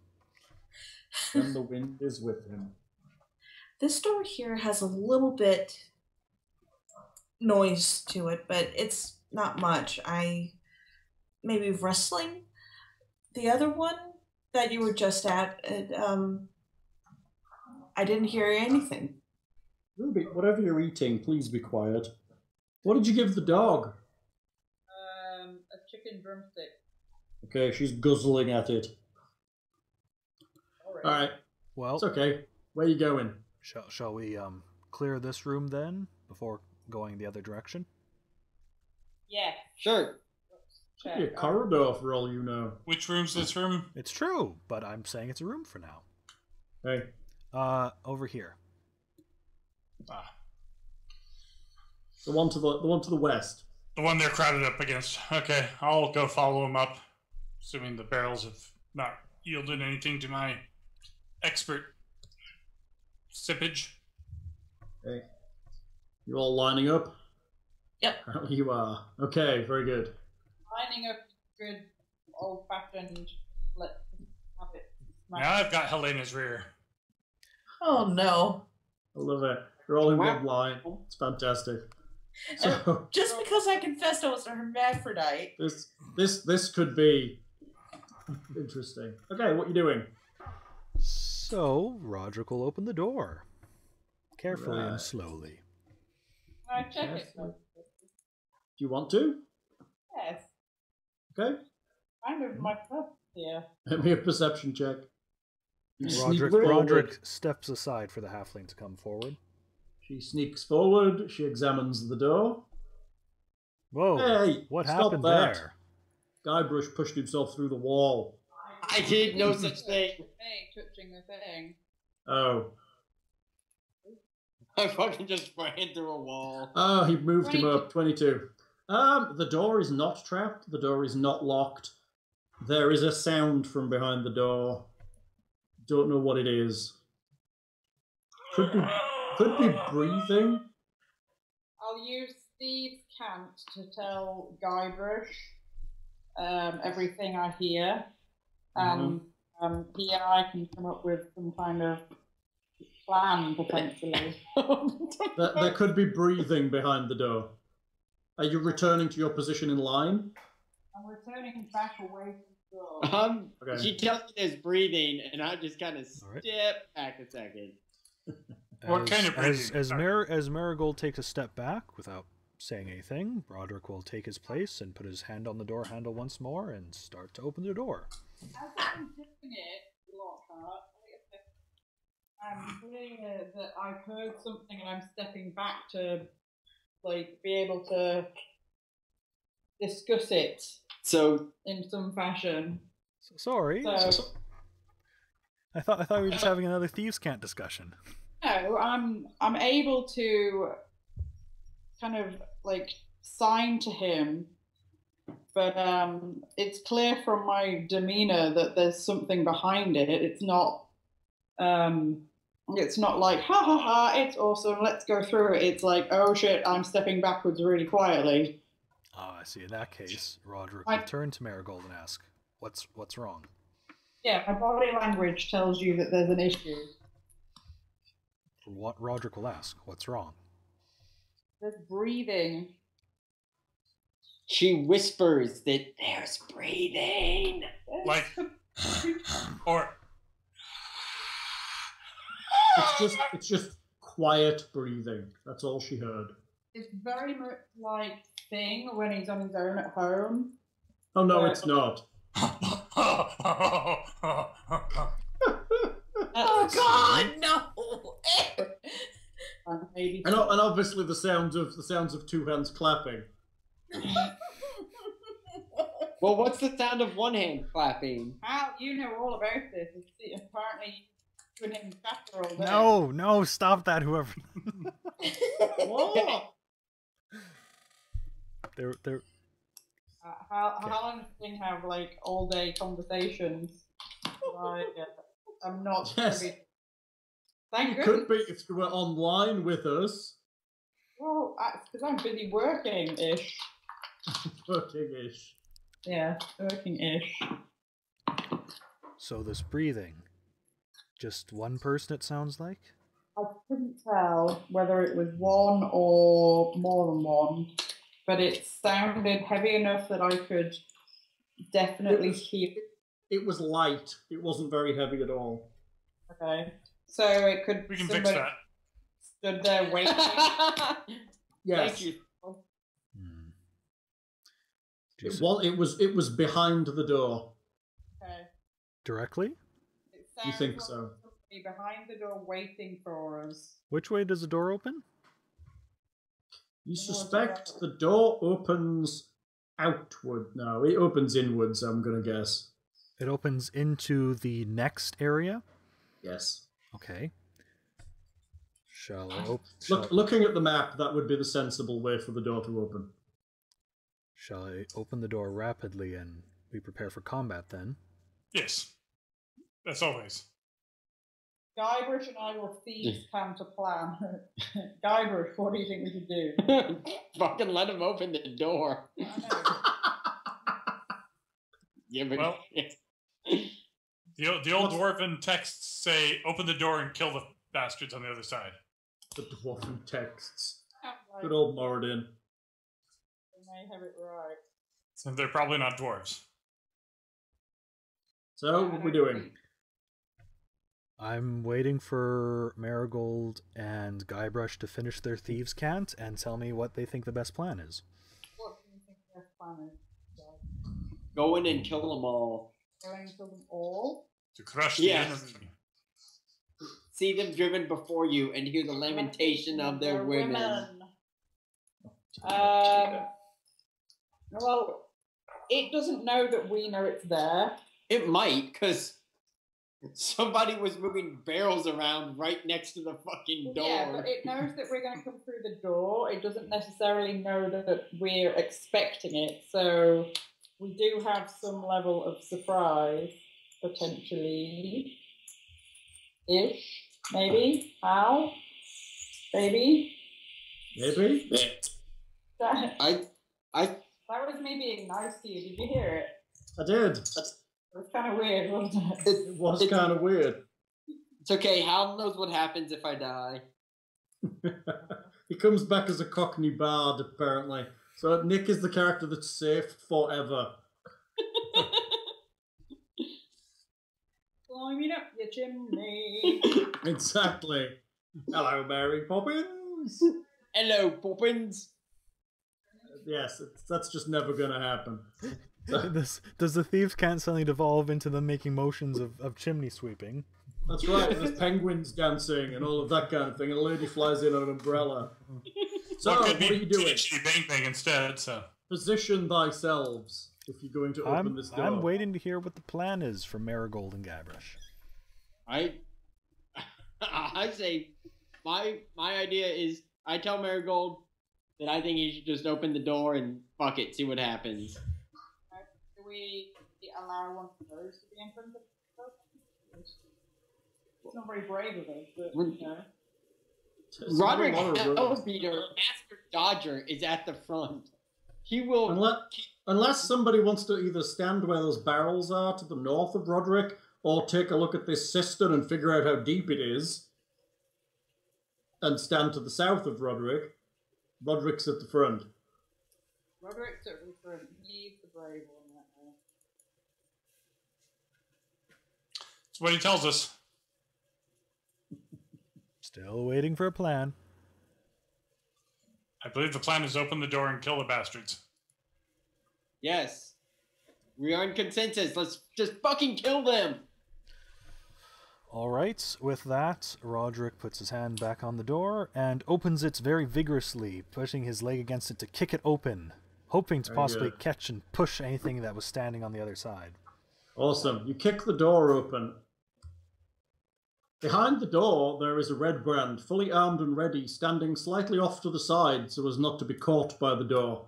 He immediately attacks you, having heard your planning, your moving of his barrels, the long conversation before you opened the door, basically all of that shit. He also has two buddies behind him in the small room. You mean our stealth? Yeah, right. Initiatives, please. How do we do this again? Oh, hang on, let me turn the tracker on. Boom, tracker's on. Shall I re-roll to put it on the tracker, or should? Or you I want can to do put that. I can add you. Hang on.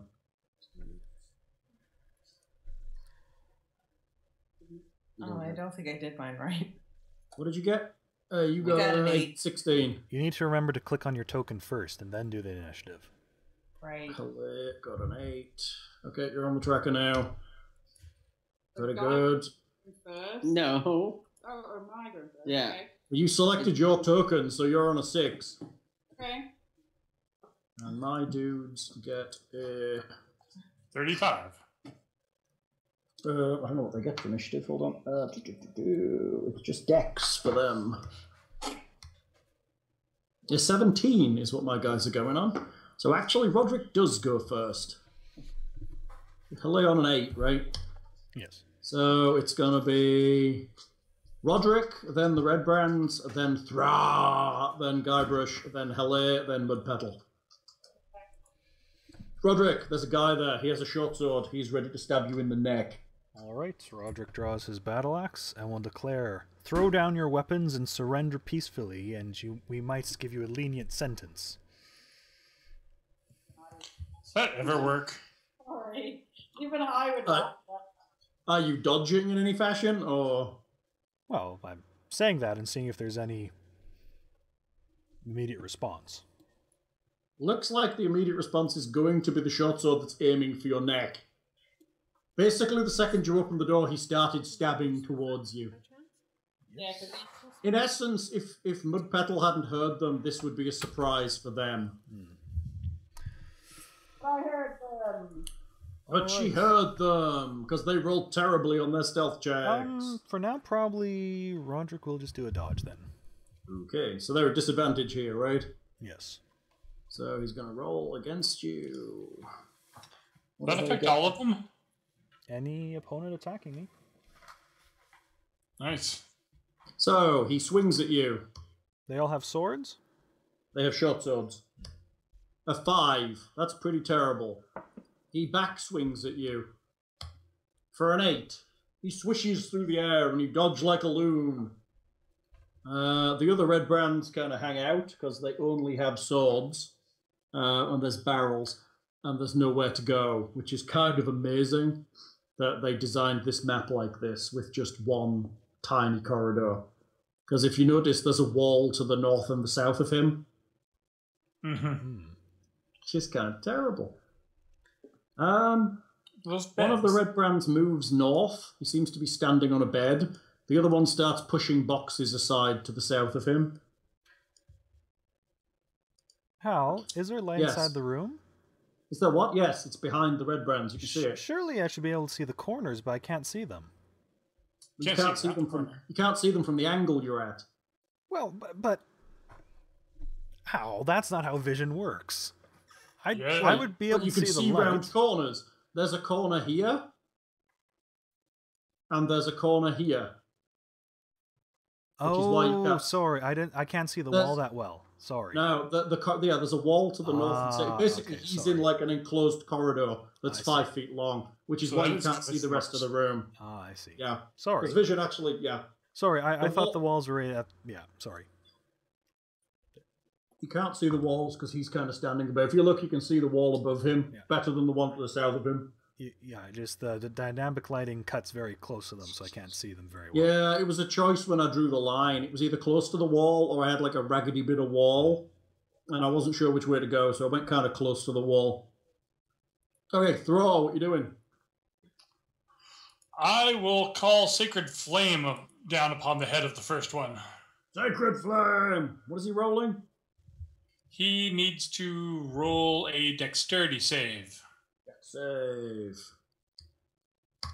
He gets a 20 and dodges your terrible light. Ah!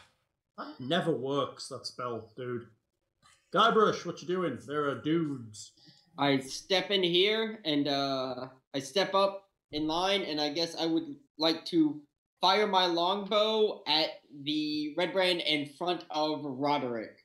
You're going to be at only a -2, apparently, for shooting through 4 people. It's not shooting through 4 people, he's shooting past 4 people. In Yeah. fairness, he's taller than 2 of them at least. Yeah, if it's not, true, if not he is. 3 of them. He is. Rodrick is not So- tall, remember. Oh yeah, he's What tiny. exactly do I need? What exactly do I need to do here? Just roll my to hit as Yeah, standard, just and roll. Just roll. then. They're getting cover, basically, but that applies to their AC, not to your whole roll. Their AC's not amazing. Did you roll? So Yeah. yeah, 17. Okay, your arrow streaks past your colleagues and narrowly misses the red brand. Son of a bitch. No flowers. Very narrowly. You Heleh. scratch his cheek at least? Yeah, close. Alright. What can I do?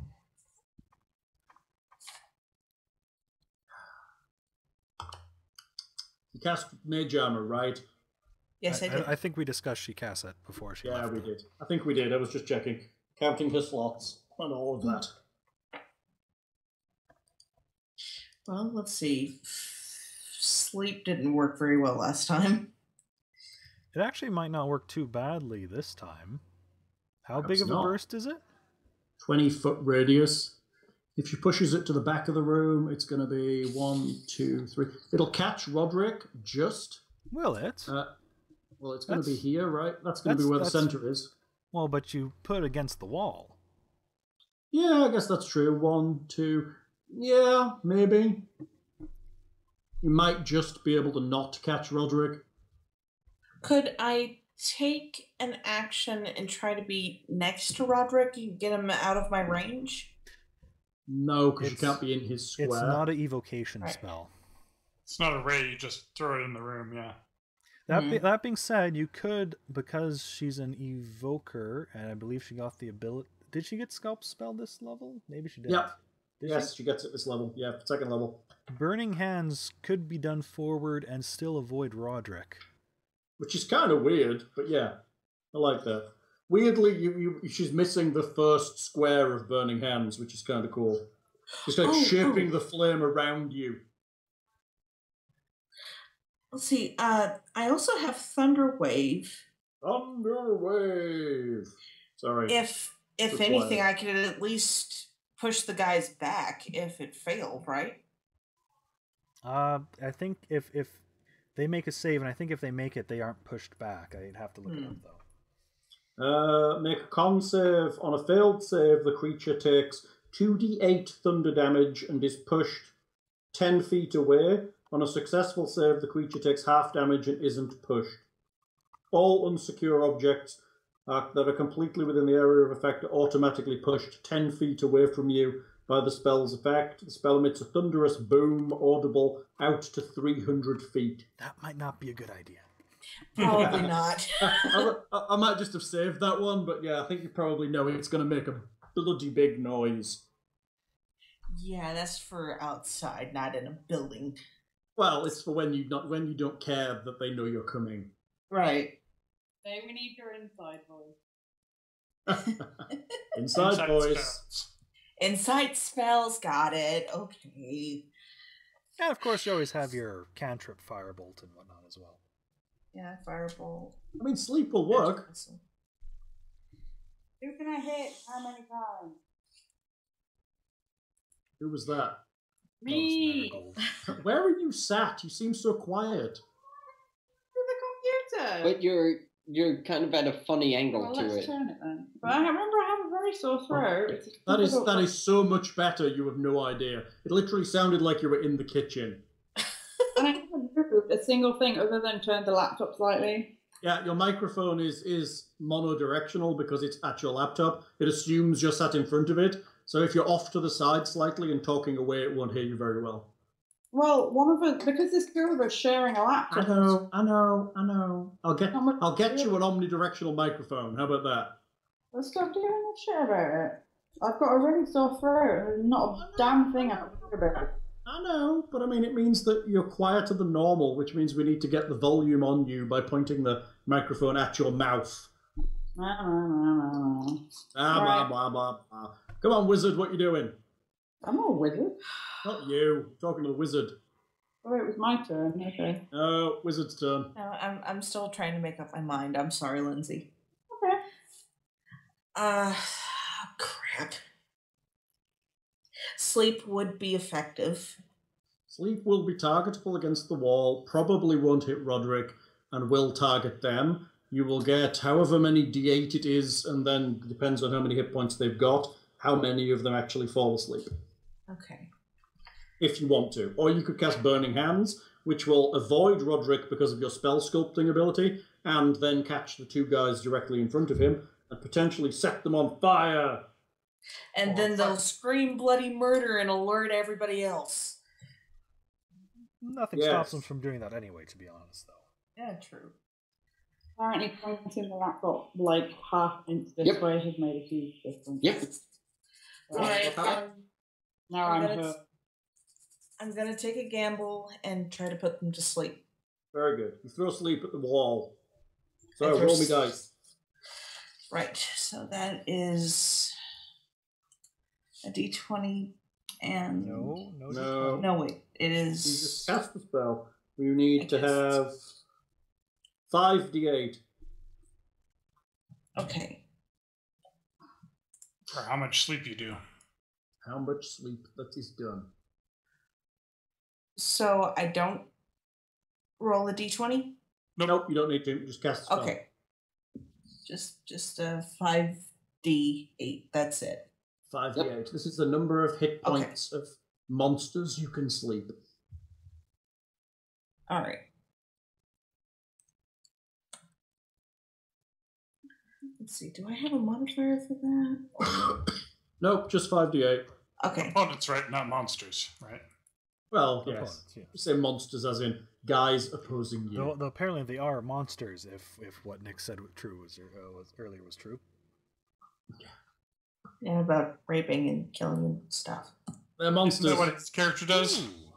26. That's pretty good. I think I hit him. Okay, so your sleep spell goes off against this wall. The wave bounces through the room. You see the energies of magic hit this guy here, because he's probably the first target, and he slumps to the ground. Slumps. What did we say sleep was? Let's put this sleepy-looking guy on him. Okay, he falls to the ground, snoring loudly. Mudpetal. Yes.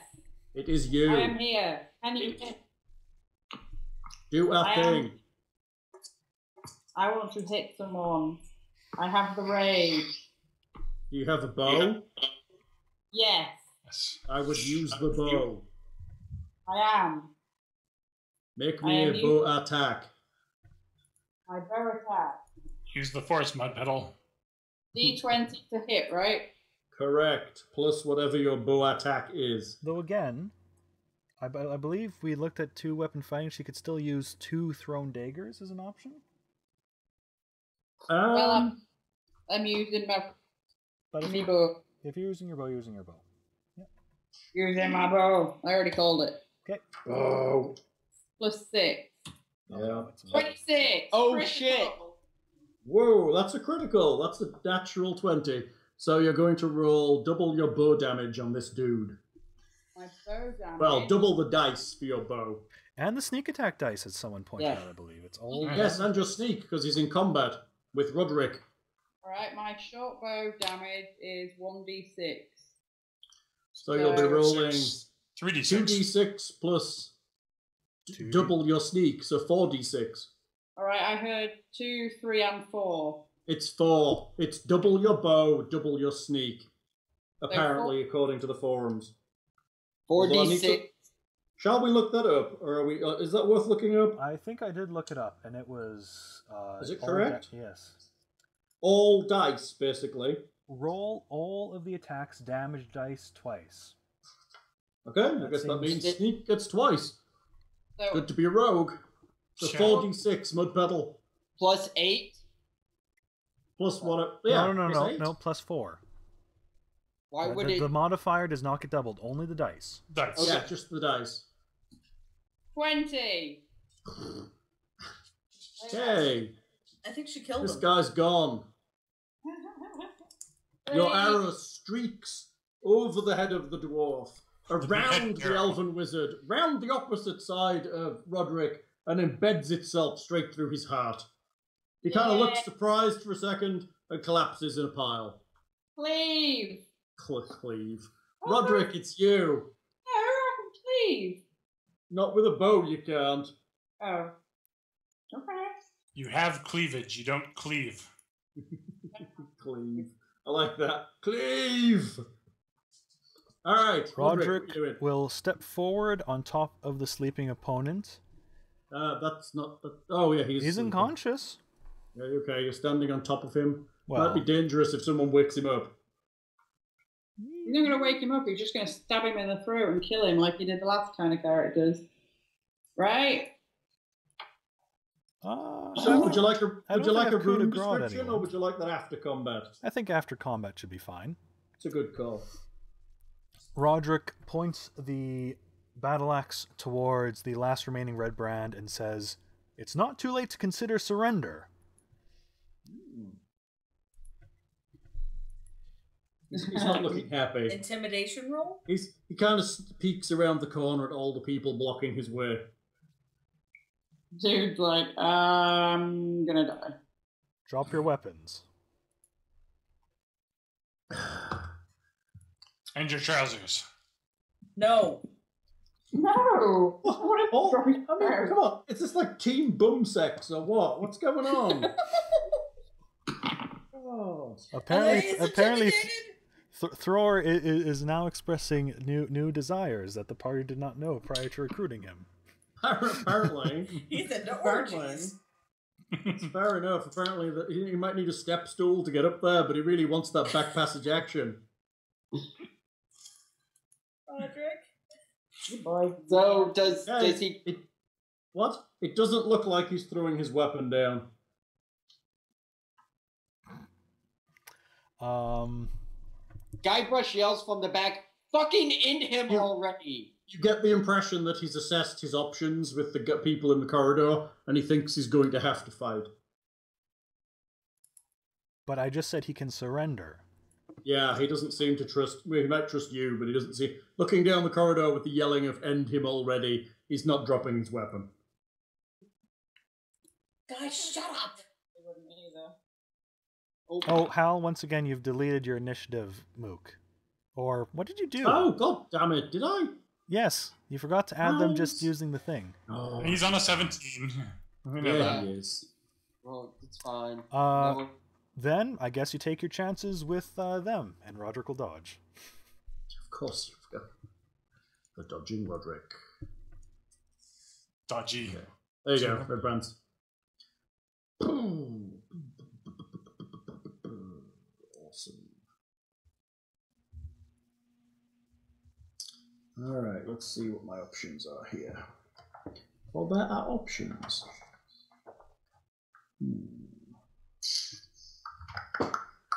He moves to here. He steps around Roderick, so Roderick is between him and the rest of the party, and attempts to attack Roderick again. Okay. Disadvantage on the 4. 12. No. Dodging Roderick, it's annoying. 8. Also annoying, Roderick.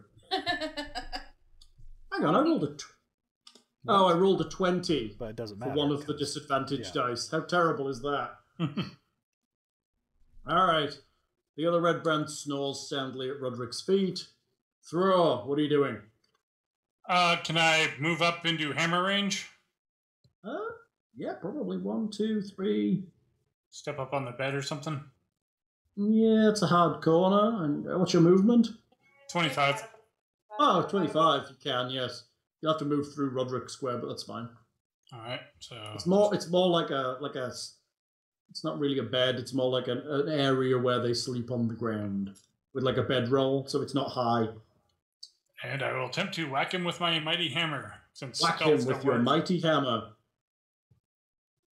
Go throw, go. 14. You swing your hammer. He steps deftly backwards. Threepwood. I really hate that you fucking still have that as that, by the way. What? There's 2 fucking E's in it. Threepwoody. Threepwoody. Old timey. Threepy Wood. 3PO. 3PO. I like that one. Could I stab with my rapier from up on these boxes? It would be. You could, but you're gonna have. But it's maybe. It's going to be difficult to. Yeah, to be honest, the guy was moving those boxes, so there's probably space for you to stand there now because that was his intention. So yes, you can if you can get there. 1, 2, 3, 4, 5, 6, 7. Yes, you can. You can get there. So right. You drop your bow and draw your rapier. Actually, let me think about that. Let me think about that. Do I take any different of a disadvantage from where I am now versus? No. If you shoot your bow now, it's the same as it was before everybody moved. And if I move any closer, does it change any or versus? No, because Roderick's in the way. The only place you could go to shoot your bow would be here, and you would get no negatives, but then you'd be firing in combat, which I think allows him to hit you. Nope, it's disadvantage. Oh, okay, yes. Because he tries to knock your bow aside. So yeah, your option is take cover, which isn't too bad, and you have a chance of hitting, or take disadvantage, which means you roll the lowest. But nothing does stop him from dropping his bow and drawing his rapier. Yeah, there's nothing to stop you getting your rapier out. You're right. And you can still attack. Yeah, and you can still attack. So I will, but I can't sheath my bow. I can't holster my bow and draw my rapier. I actually have to physically drop it. Correct. For now. Yeah. You bring it straight back up afterwards. I will. As I run by, I gingerly toss it to Marigold Mudpetal to catch and just keep safekeeping. Marigold ignores it and it drops to the floor. Well, that's because she hates me. Yeah, so not me. I will run over to here where I will, as I'm running, I draw my rapier jump through and prepare to stab him. Yeah. Do it. Stab at him. Sounds heroic. Cleave him a twain with thy rapier, Guybrush. And I apparently roll an 8. He deftly parries your blow with his short sword. And that was 7, correct? 7? Was that Squares? Yeah, was that 35 feet? Yeah, it was. Fuck. Alright. Heleh! I Why? suppose What I were you can't. wanting to do? Hang on. I was hoping to be able to move away from him again. Well, you have an additional bonus action with which you can do... Well, Yes? the problem is he's out of movement. So Yeah. he would either dash for more movement and get an opportunity attack, or he would withdraw but have nowhere to go because he can't move anymore. Yeah. Yeah. There, so I'm kind of stuck. He's a bit stuck. It's fine. Does he need the movement to do that? Yes. Sorry, what's it Because called? I would Cunning throw- action. You can take a No. bonus action on But each of your turns. The This action can be disengage used- action doesn't give him more movement, Hal. Okay. He's already used up his movement for the turn, so even disengaging, he still can't move anywhere. Right. Yeah. But dash would give him it, but then he'd take an attack of Yeah, opportunity. exactly. So But he looked fucking awesome doing it. I so- did indeed. It was because I had to jump in and stab at him that he was clearly able to dodge it. Aye. Sorry. I mean, he was definitely worried though. The It's- guy it's- was definitely the only reason he's dodging is because he's shaking so much. exactly. He saw a fearsome elf rogue come in with a rapier right for him, and he heard tales of a goblin that was stabbed through the dick by an elf rogue. Heleh, it's your turn. Starting to think Guybrush is half crazed. I mean, I'm just putting it So- out there. Guybrush is Yeah, are we going with 98%. Al? Are we going with Guybrush or Nick? Yes. There's Yes, difference. yeah. Both? Both. Both is good. Both is right. It's a fine line between them, I think. Not that final line. I'll be honest. This character was not very well role played, and it's more just my psychosis in game form.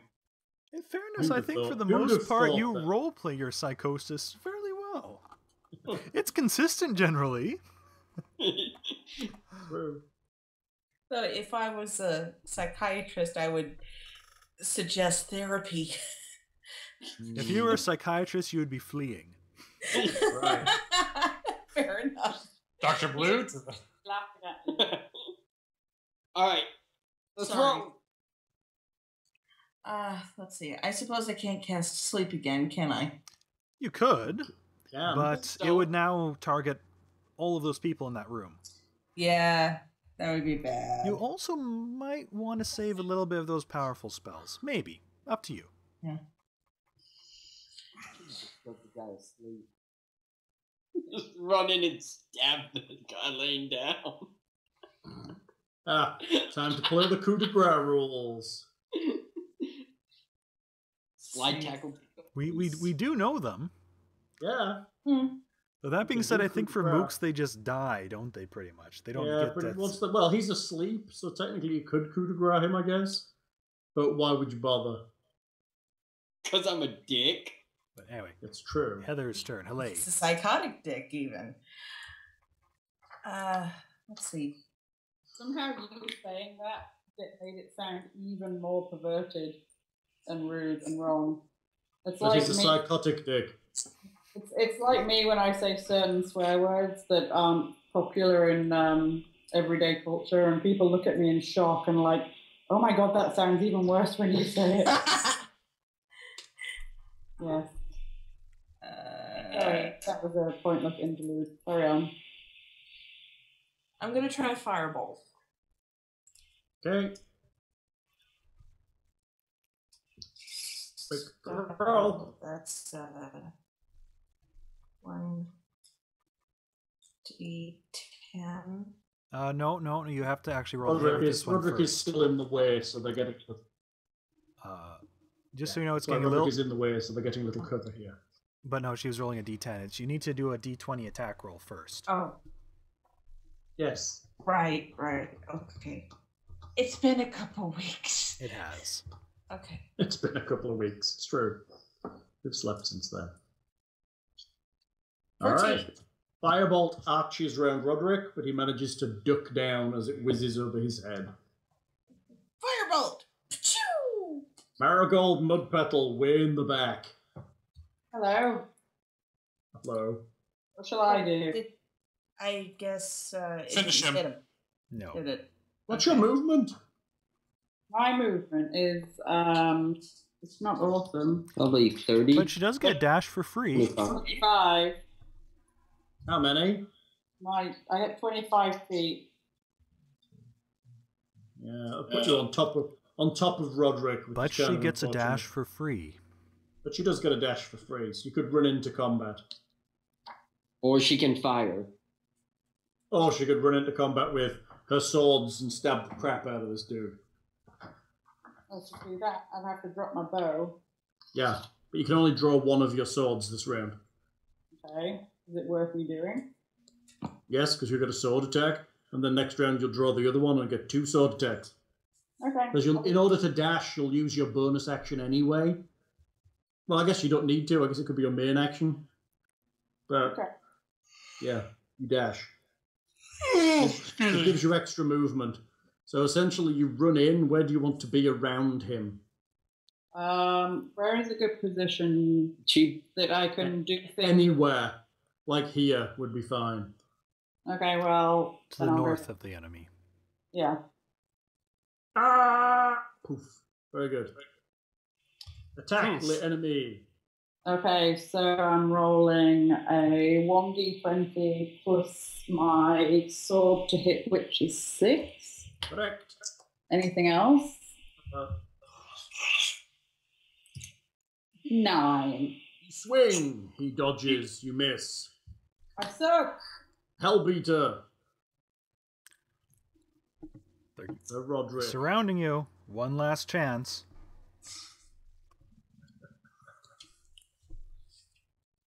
I'm just laughing at He apparently does not want to give in. He looks scared, but he's nervous of everybody who's trying to kill him.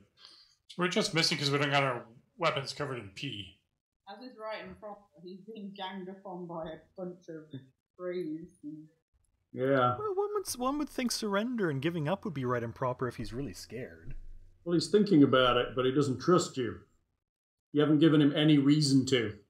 Aside from offering it and not attacking 3 times in a row, Yeah, that's you. Everybody else has been wailing on him. Yeah. Oh, actually, wailing at him. but again, that was the first thing offered, and it wasn't taken. So then we start attacking.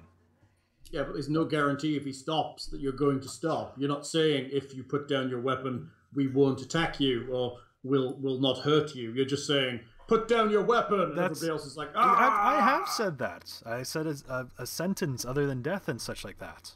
Lenient Yes, sentence. a sentence other than death doesn't mean my buddies won't attack you. How are you saying literally people will not surrender unless I specifically say everyone will not attack you?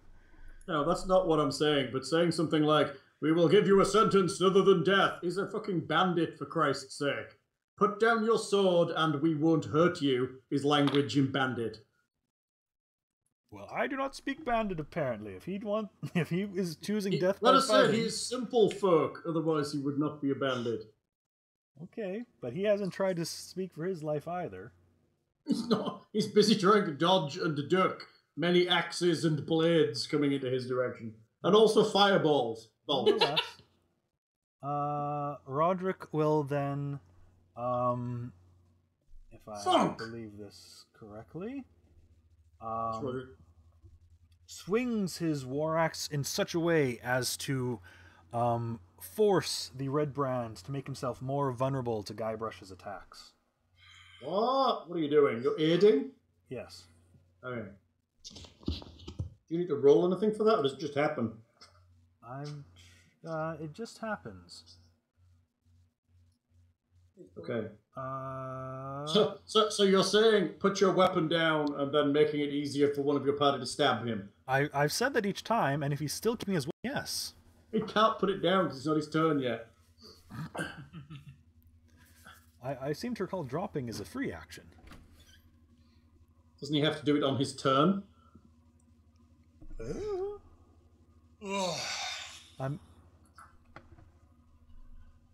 One might say, if you want me to be specific about this. Yes, he does. Well, no, if you want me to be specific about waiting to see if people surrender or not, I will ready to help Guybrush if he does not drop his weapon. Very good. He seems to be lowering his weapon point, and he backs off. He retreats into the corner. He attempts to disengage as far as he can, seeing as he can't get through the door. His blade is low, but it's not out of his hand. But it's not also in an attacking posture. And he backed away, you said? Yeah, he's backed off. He's looking like he's attempting to defend himself, and kind of he has his left hand up, holding it out with his palm towards you in kind of a stop motion. He could speak. Are you surrendering? He puts his hand to his lips. This one can't speak. Wonderful. Drop your weapon if you are surrendering. He puts his weapon tip to the ground, but doesn't let go of the hilt. But it's loose in his hand. It's not gripped like he could swing it. He's just there just in case you attack him.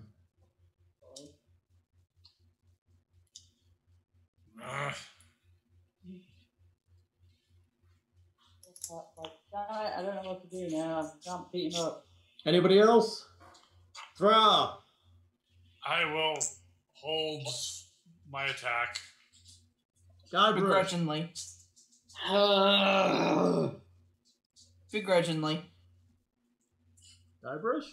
Are we letting this dude live? Yes, we are. He surrendered. We will take him to the town to face whatever sentence is awaited for him. We will say that he surrenders. Heleh. Hold on. I have not. Guybrush. Guybrush, kind of mopingly and angrily walks out of the room and goes back and collects his bow. Heleh. Firebolts Guybrush. No. Finally. Hey! Now we get a Cockney bard. Oh, I like a Cockney bard.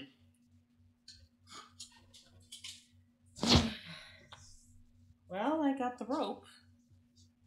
I suggest somebody tie him up.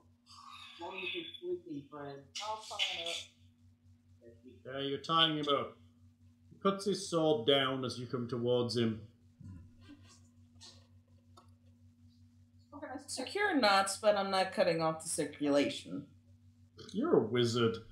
So does this guy have no Your time? puny arms can barely tie a decent double knot.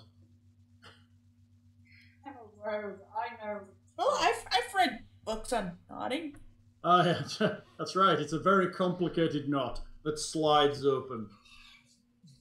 I bang elven priestesses. I know tons of knots. Heleh shutters.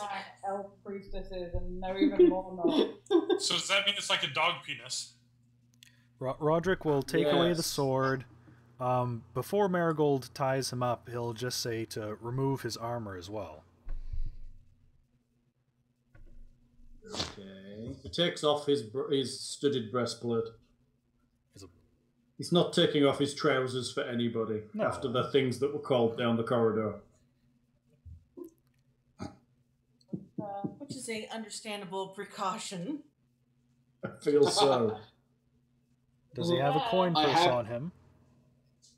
He does have a coin purse on him on his belt pouch. Alright, that will be taken as well. Because you're robbers now. No, What do you mean now? no. We are merchants. We are merchants. We just sold him his life. I like that. It's a good excuse. Would you like a room description? Now Yes. you're tying up the dudes. Okay, let's move Rodrick out of the way for a minute. Let's put the sleeping guy next to that other guy over there. Okay. This appears to be a storeroom pressed into service as living quarters. 2 double bunks. Whoops, my mistake. They're double bunks, Thra. You can't stand on them. I'm sure. Stand against the wall near the door, whilst barrels and crates fill the southern half of the chamber. Red brands, 3 dirty scarlet cloaks hang from hooks near the door. The dead red brand has a belt pouch containing 16 silver pieces and 7 gold pieces. Wow. Somebody writing that down? Yep. The second sleepy red brand has a belt pouch containing 12 silver pieces and 5 gold pieces. The third surrendering red brand has a belt pouch containing 15 electrum pieces. Sorry about that. And 2 garnets. Electrum's awesome. Come on. I love electrum. I think it's great. It's one of those nonsensical currencies. All of them wear studded leather and have a short sword. Correct. I keep hearing plectrum when you say it. Plectrum. Plectrum, like you play. Oh, like a guitar plectrum. As Rodrick puts the coins of the other in the community gold sack, he leaves the mute bandit sack separately as he puts it away. It's nice of you. Why's that? Someone asking me that? No, that was me. That I don't have to say. Very good. I've just told you what I've done. Very good. So are all How's these... sleep last now? I think it just. Is it still a god awful long time? Oh, it's 1 minute. Is it Duration 1 minute? one? Yeah, it's 1 minute. Duration 1 minute. Are all these guys mute or tongueless or something? Then we'll be disarming him and tying him. Looking in the sleeping guy's mouth, he does have a tongue. Just put it out. No, they're not spellcasters. We don't have to do that. Oh my god. I assume did we gag them as well? I was gonna say we'll probably gag both of them. Well, how? Did we hear any sound coming from the mute one? He can make noises, you think? He's making kind of grunty noises, but he doesn't seem to be able to articulate words. It appears his tongue has been torn out. So he'll actually open up his mouth to show us that? Well, if you ask him to, he'll open his mouth. But One might think he would have done that instead of touching his lips, but... Well, it's difficult. It's in his mouth. He's more likely to touch his lips. It's a communicative thing rather than opening his mouth to you, which means he could be trying to bite you. One of those parasites that replaces the tongue, and That's right, one of those little bugs that eat the fish tongue. That's creepy. No, opening a mouth seems less threatening than moving an arm. Well, he's just touched his lips. It wasn't like an offensive motion. Well, also, removing one's tongue is also a very violent discipline, so he was probably traumatized and therefore very embarrassed about the stub that's in his mouth. So, I feel that this point is rather moot right now, and it's a mute point. Good point. but he's embarrassed by his stub. So Rich says it's a mute point. Very good. The funniest one on the down again. So both of them will be gagged, cutting up some of the red cloak to make gags, as it were. Okay. And tied up, dead by put in the corner, inspecting the barrels. The barrels are containing similar stuff to the barrels in the other room. So salted meats, apples, ale, flour, sugar, water. Well, not really water. Foodstuffs, a variety of things. Does the door have a lock on it? It has a lock, yes. No keys from anyone? These guys do not seem to have keys. Can you in this like lock a lock with lock picking ability? Not really. Huh? It would be difficult. I mean, I would figure it would fall under the same kind of. It would be difficult, but you could do it. But you could also secure the door in other ways. Well, I would think. Would it be possible to ask them to sketch the complex? It would be possible. You could use pittons on the door. Do we have pittons? I believe Guybrush does. Yes. So a couple of pittons in the door will stop it opening. My thought was just that if anyone came by, they would see that versus. It's true, and if they don't have a key, it'd also be much more. Certainly, Guybrush. I think if you or Marigold want to have tried it, that's definitely the safer way to go about it. Yeah. So you're tying them up and gagging them, and then locking them in the room. That's the aim, right? Generally. Okay, somebody make me a check on locking the room, please. Assuming you're done with them. Well, that's just... Is there anything else? I mean, I don't think they're going to be any more communicative than the one we had already in town facing hanging there. No, sounds good. Once we separated them from their weapons, probably move those into the next room, at least. And it's... Again, just... Do you guys want to help me? Let's just take a quick look at these bunk beds, make sure there's not something, a knife or pocket knife or something hidden amongst them that they could try and cut out with if they found. Okay. You thoroughly search the bunk beds and find nothing. Okay. Who is going to attempt the locking of the door? We're just deciding between ourselves right now. The locking of the door. The locking of the door. What's the skill for that now? It's based on what the GM chooses. Honestly, if you think it's something they're proficient with thieves' tools. It's kind of a, do they have the ability to do it or not? Really? Actually, I believe Lindsay is proficient with thieves' tools. I am. I think we both are. You have thieves' tools, but I think Lindsay's actually extra proficient with hers. She might be extra proficient. Is there proficient and extra proficient? It's expertise. I believe Lindsay is proficient in acrobatics and thieves' tools. Perception and thieves' tools. But I think in general, open lock was one of the things, open and closing locks and stuff was the things I just figured, well, really, if someone's proficient with it and just has some time to do, there's nothing stopping them from just doing it. Yeah, that seems like something that they've done, doesn't it? Which is kind of odd, because obviously if I have a big fat lock, then... No, but I mean, really, locks, especially these kind of locks, aren't going to be anywhere near as complicated as modern locks. Yeah, you're right. I guess they're just basically like a big key with like 3 teeth on it that you kind of spin about inside a padlock type thing. It really shouldn't be that difficult if you have the proficiency for them, I would think. But... Marigold has the tools. Marigold has the talent. Marigold can likely make it happen. I suppose the only other thing would be just choosing a relevant stat for how you're going about it and having a target number in mind. It'd be like Dex then, wouldn't it? But I guess that's fair. Just rolling Dex for it seems bad. It should really have a skill, I guess. But I do again, see they're they kind seem of to have getting. kind of taken. They are getting away from skills. Taken away that stuff. Yeah, just getting to the general. You can try anything and just use a relevant ability for it. Yeah. But they try to keep some for that proficiency bonus specifically. What? If they're proficient with tools and stuff, that might give them a proficiency bonus then on a dex check. Yes, they do give them a proficiency bonus. There's just no skill associated with it. So it would be like Dex plus Thief Tool proficiency, I guess. Yeah. So roll that. What roll?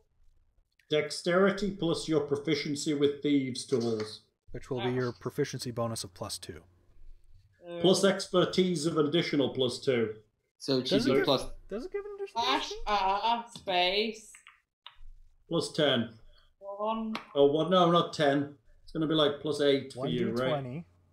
D20. Plus your dex bonus, plus 4. My dex bonus is 4. Or would it? Oh yeah, it's not saving. Plus what? Plus your Plus 4. expertise at these tools would be another 4. So Anything else? That's it. 18. Good enough for me. You lock the door. Yes. Yeah, expertise is nice There because you go, it doubles the Just- proficiency bonus. I see. what number did you have in mind there, Hal? Or, Anything that sounded reasonable. Maybe 14 or so. Alright. Reasonable. Oh, Did we lose someone? so, I don't know. Not me. Just had a thing message. Oh, we lost a thing. Did we? Yeah. Apparently dropping off the call, he's just said. Oh, dropping off, as in he's crashed, or Oh, he's just dropping he's, off? He's dropped off the call. But, But he still has he- internet because I see him typing in Roll20. Like he's leaving? No. No. Call dropped, reconnected, and dropped again for me. Should Take your I? time. Should Try I? and Yeah, I'll end the call and restart it quick here. Look, Okay. look what time it is, everybody. Just. Yeah, right. It's Thing's bedtime. Okay, go, quick.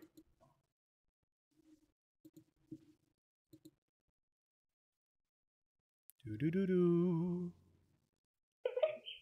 Do do do do. Hello again. Doo-doo. Hello. Ah, we got everyone Hello. again. Thing, stop it. No time for bed yet. I did nothing. Nothing, tra la la. Okay. What are you doing? It's- You're back in the room you started in. can I check out this this pool of water? This pool of water. Yes, you can. It is a cistern. It is a rectangular reservoir of clean water. It is cold and fresh, as far as you can tell. It has a rim that is 2 feet higher than the surrounding floor. And looking into it, it seems that it is maybe 10 feet deep. Drain pipes from the roof of the old manor house fill the system with water. Yeah, do you want to make me a perception check? Sure. Wisdom perception. Bow, bow, bow. Bow, bow, bow. Bow, bow, bow. Good old Skype song. 7. The water is cool and fresh. Dive in.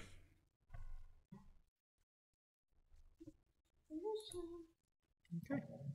Guybrush is poking at the cistern. Well, good start so far. Shall we go to the north and hope all of our battles are like this? Let's hope. Anyone like a fresh drink of fresh, cool water? Guybrush has confirmed it is fresh and cool. Not when there's beer out. Not when there's beer about. Rodrick might refill his water skin. Hey, I might refill mine. I might have a wash. Take a bit of a drink. having Wow. a watch? Are you getting in the cistern? No, just using it to splash my face. Alright, yes, Guybrush. Would the fact that would our passive perception get anything from it? Because we do have those what's going on now. Yeah, you do, and I understand that Lindsay is stood next to it and has the highest passive perception in the party. Unfortunately, I don't know, in this one it's kind of odd, because it actually says that, I guess technically her passive perception is high enough to see it, but she's not looking, so... And I think that No. they are encouraging specific looking when making perception checks and Yes, such. with this one, it's something that needs to be actually found. Even though Lindsay's perception is above the set value for actively searching for it, because of the nature of what you can find, she has to actively look. I have to actively look. I mean, I would think that her washing her hands. That's what I had in mind. But she's like, not searching the cistern, that's the thing. She's just washing her hands. cleaning She's off- dipping them in the water. It's a 10-foot deep, 15-foot long, 10-foot wide pool of water. It's big. Big old truck of American pride. All right. So she'd have to actively look. Yeah, she would get it automatically without a roll with that perception. I think I would probably take a look, to be fair. I am a suspicious adventurer. Would she get it automatically without a roll? I think if the passive perception is that, I would, if they're, again, provided that they're specifically looking, I would just give it to them because they're saying they're looking at the thing. I don't know about that, because technically it's them rolling the average, right? So technically she could have a bad day. Well, but I mean, again, the thing is, the average is the numbers aren't going to be that high, so she's not going to find anything really well hidden with that. No. I don't know. I mean, a passive perception is 16, right? The thing is, you can automatically find it as well if you actually jump in the system. Or if you dig around in it with like a pole, you automatically find the thing. Or if I push it's one of those Guybrush things to that's noise. strangely written. It can be found with a successful DC 15 Wisdom Perception check or automatically by a character probing the system with a pole or jumping in. So it's kind of odd in the sense that you really have to look for it to see it, or actively dig about in the system to spot it. But passive perception doesn't seem to come into play here, which is kind of weird. To me, this is where it comes into play because that's just a passive perception.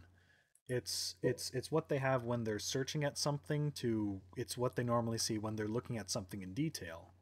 Yeah, but she's not looking at something in detail. It's that reward for having the high perception instead of relying on the dice all the time. But again, different opinions. But I mean, the problem is her perception is high enough to basically see everything in this entire adventure. hello. If she's in the correct location for it, if you rule like that. Yes, sweetie. I did say that while I was like washing the tip of my sword in my hands, I was kind of looking into it. Okay, good enough. Roll me a perception check. The same as yours, I think. No, what's your modifier? My perception is 6. What's 6? I've been letting little Nick be in charge of the laptop today. 15. Marigold spots about 2 feet below the surface, attached to a submerged rope. There appears to be a satchel in the water. Which, to be honest, I think everybody should be able to see, because how do you hide a fucking satchel in a big pool of water? well, with the lighting, I could understand, but I suppose those with dark vision should be able to see it, shouldn't they? Especially like a couple feet down, yeah. Yeah. It's especially seen as I have commented that it is cool, clear, clean water. Exactly. It's one of those things, I guess. They've got to give it a number. You find a satchel. Yay! The satchel is a leather satchel. It is waterproofed. Woo! Alright, Marigold, do you wish to reach in and grab I'm it? guessing Marigold retrieves the satchel. I will retrieve the satchel. You retrieve the satchel. There are things inside the satchel. It is quite heavy. Woo! And the things are? Is she opening the satchel? I'm going to check there's nothing obvious wrong with the satchel. Give me another perception check. What is that strange whooshing noise I can hear? not- Heather, yeah. is your air conditioner on? No. Then I do not have an 17. idea. I can hear it too, so it's not coming from me. Yeah, it's probably thing. 17. Oh, wait. You think the Wait, let me satchel try is a normal something. satchel? Say that again. It is a normal satchel. It is very tightly sealed against the water. A waterproof satchel. It is a waterproof satchel. Oh. That's coming handy. Is that any better or? If you can hear it, it's not coming from your end. I'm not convinced that I would be the one to open it. I'm a little frightened of it. Alright, I grab Really? this and I open it. Okay, Guybrush eagerly opens the satchel. Inside, there is an alien facehugger. No, there is not. Inside, there are 2 bottles of coloured liquid, a number of gold pieces glistening in the bottom, and a set of what looks like traveller's clothes. escape kit. What sized creature do the clothes seem to be for? They appear to be for a normal, medium-sized creature. Any distinctive embroidery, markings, colors? No, they look particularly... They look almost like someone chose them for how average they are. How's Baratheon for the win? Do the vials of colored liquid look similar to the potions of healing we found? One of them looks particularly similar to said potions of healing. The other one is different. It is a green, viscous liquid. So it doesn't look like... Cart's gone. Bop. Hello? Sorry. Brief You glitch? I think I glitched. You glitched. We lost all sound there for a minute. Sorry. It happens on occasion. Not too bad. Okay. So... viscous, so not like something drinkable. Yeah, it's drinkable. It's just thick. Like a milkshake. Yeah, like a milkshake. It's a potion of bringing joy to the earth. It's syrupy. Ooh, like drinking a big, tall bottle of maple syrup. Or Exactly like joint that. weapon with. Green maple syrup. Like St. Patrick's Day maple syrup. Like maybe it's designed to stick to a blade. You don't get that impression. It's not thick enough. Okay. So... Heleh, would you want to check if this one's magical? Could be another potion. True. I could cast Detect Magic on it. It appears it is magical. It is indeed magical. Do you want to, what's it you do? Take a sniff of them and try and figure out their... I think you actually just dip your finger in and taste it. Ah. It's pretty automatic now, isn't it? Yeah, it's basically automatic for potions. I'll try it.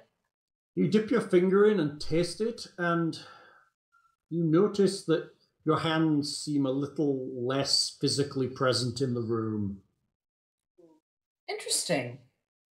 Oil of etherealness. It's a potion of invisibility.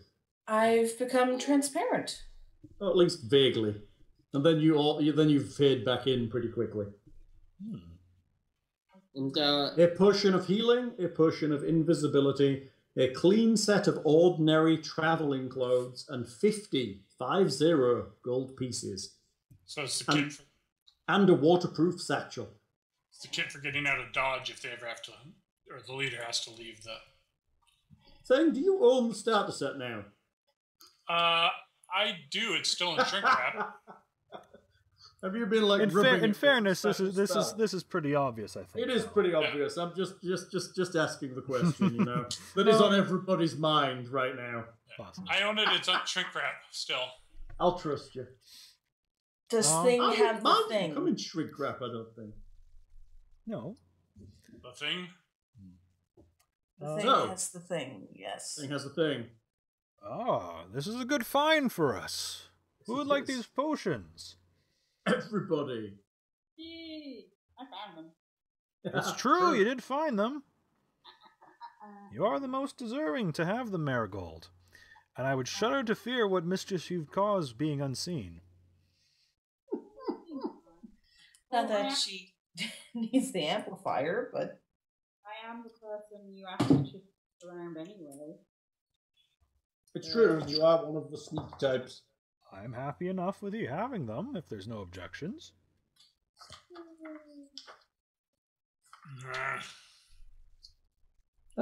Potion of invisibility. When you drink the potion, you, along with the clothing, armor, weapons, and other equipment on your person, become invisible for 1 hour. The invisibility ends if you attack or cast a spell. Note how it no longer says cast an attack spell. Yes.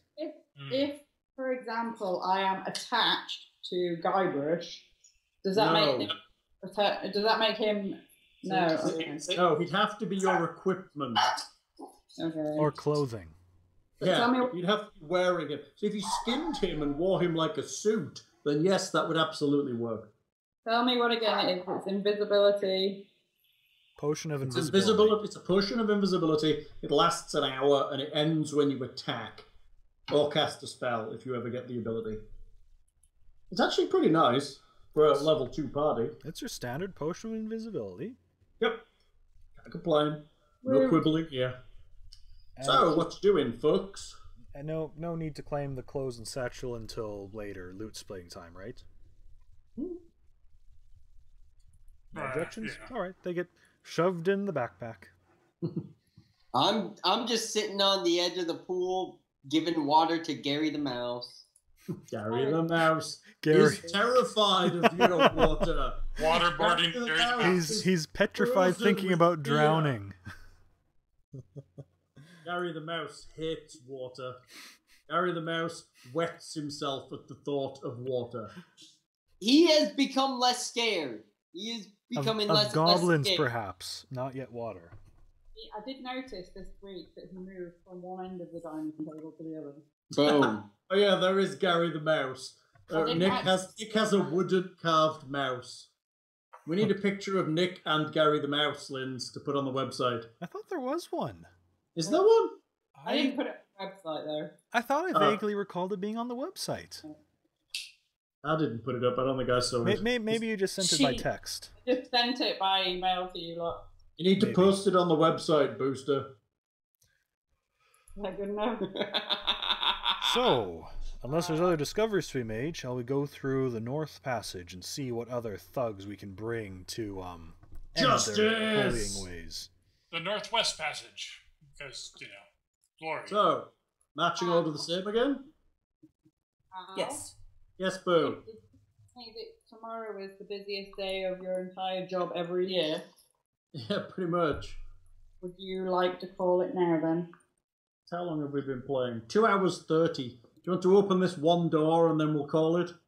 It's up to you. If you think it will not overly take us time to... It will not. Okay. Alright. Are you opening the door?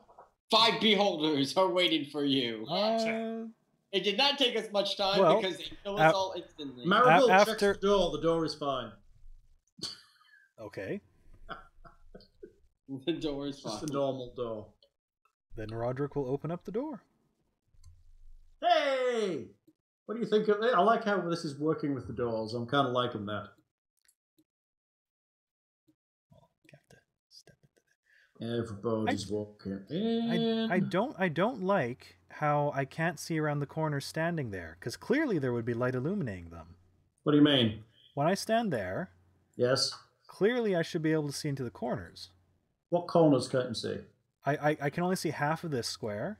Oh, it's because of it's because we're working in squares. That's exactly what from where you are. Your character sees that because you're getting the light from the lantern opposite you. Well, but So to you, that is half a square of kind of dim light and half a square of actual light. I guess You're human. It's just like walking into a dark room and a shadowy corner. It's not completely dark. It's just shadowy. But the problem is I can't. It's completely blocked off when. Oh, your head's not past It's terrible. It's terrible being human. Get a torch. It's not about being human. Even Thror would have. Yes, he would. You're right. Well, you're not exactly completely in the room just yet. That's kind of the doorway. It's just the doorway. You're not gonna. It's the limit of working with squares is you I can't see suppose. all the corners. I have to play around with this some more. I seem to. Is that a physics conversation you're having there? No, Maybe. The only way to do it would be to draw the walls differently, and then you'd be able to see through the walls, which doesn't make sense. suppose. So, if you follow the walls, that's what you get. How? Yes. Can we Okay. reach a compromise that if there's something that should kind of be noticeable? Yes. and- If there's something there, I'll tell him it's there. Yeah. Okay. But then you've got to remember, he can't see into the darkness. Well, that's not what I'm saying. It's clearly lit. The Yeah, room is I mean- full lit. I'm saying I shouldn't have to step forward to look into the room. I should be able to peer an inch into the room and look down the hallway. Yeah, if you stop him there and say you're looking down the hallway, I'll tell you what's there. Fair enough. Okay, like we're going to now. Yes. There is a description. Thick dust. What? You're getting a little choppy. Oh, I'm sorry. Am I choppy now? 1, 2. Test, 1, 2. My quality is unchanged from before. Thick dust. Just a little... Lag. Am I lagging? I didn't hear thick dust. I think it's a local problem. Yeah, I think so. I'm not that laggy. I'm like less than half a second from what I can hear. At this point, a little bit earlier though, when we first said laggy, you were quite behind. Oh, okay. I guess it happens now and again. Thick dust covers the flagstones of this somber hallway. The walls are decorated with 4 columns every 10 feet, which is why you can't see why the wall to the south isn't smooth. And the double doors at the west end. What? We didn't hear that part of the description. We didn't hear that part of the description. I heard you. And Thing is dropping now. And he must be the one with the hum, because now the hum's gone. Thing? Yeah, you're right. Yes. Okay. And Nope. so is the hum. There's hiss. That's the hiss. Thick dust covers the flagstones of this somber hallway. The walls are decorated with 4 columns every 10 feet, and the double doors at the west end of the hall are sheathed in copper plate, now green with age. A relief carving of a mournful angel graces the doors. That must be a door to a tomb then. Like a family tomb. I think you're right, dear. There was mention of a tomb. In archaeology, when you can't tell what it actually is, it's always ceremonial. Always. Or ritual. It's ceremonial. Luckily, Like I have religion, so I obviously know what this thing is. What is it, Thing? It's a door. Moradin says this is a door. Good work, So Moradin. saith the Dwarf. ruins of what's it? It's an omen of evils to come. Yes. I love that. Right. I go. You are sober, right, Thror? All right. Rodrick will walk up to the door. Okay. Anybody else following Rodrick into this corridor? I'm following. I will follow at a respectful distance. Respectful distance. Respectful of the pit traps that people probably put in their... In the dangerous corridors. Yes. Because that's what you want. Stuff your ass. We seem to have a slightly different marching order, but I think we're good. Heleh was doing so I think this well. was the marching order from somewhat earlier, when we entered the last doorway. She was doing things all on her own and not needing to follow around her Rodrick, and now she's back following him around again. Well, now she's intrigued by the door. She wants to get to the door. But the person who can tell you most about the door is the rogue type, really. So Really? you kind of Because of your back architect the wrong- knowledge. We backed the wrong horse. Rodrick, are you approaching the door? I have said as much, yes. So approach the door. Okay. And everyone else chaining along, or are you just letting Rodrick go? just let Rodrick go. At that point, Rodrick probably will, at 10 feet, just kind of give back a look. Scared of something? And then continue walking forward. Nope, just letting you have your glory. I got like 3 people in front of me, so whatever.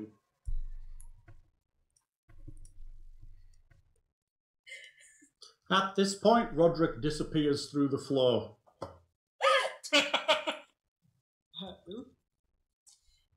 Pit trap.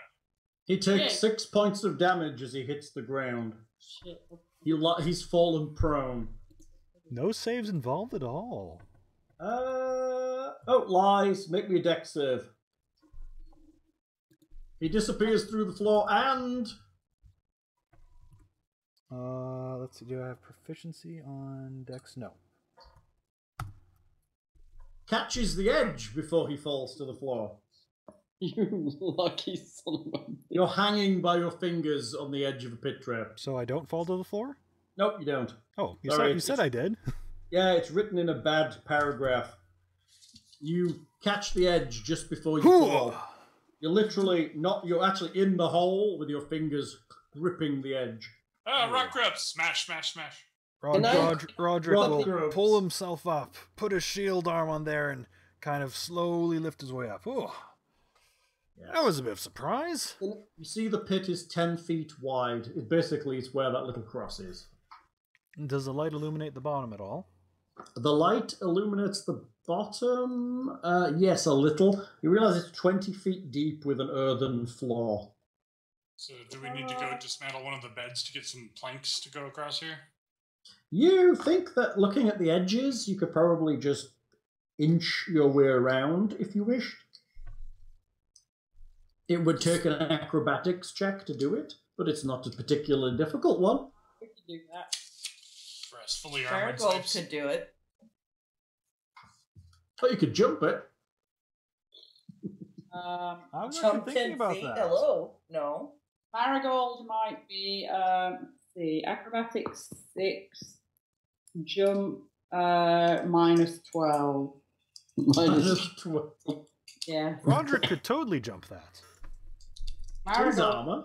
Marigold, Armor doesn't restrict anything. That's crazy. Just that it doesn't disadvantage on restrict stealth. jumping. I guess it's all built into encumbrance, isn't it?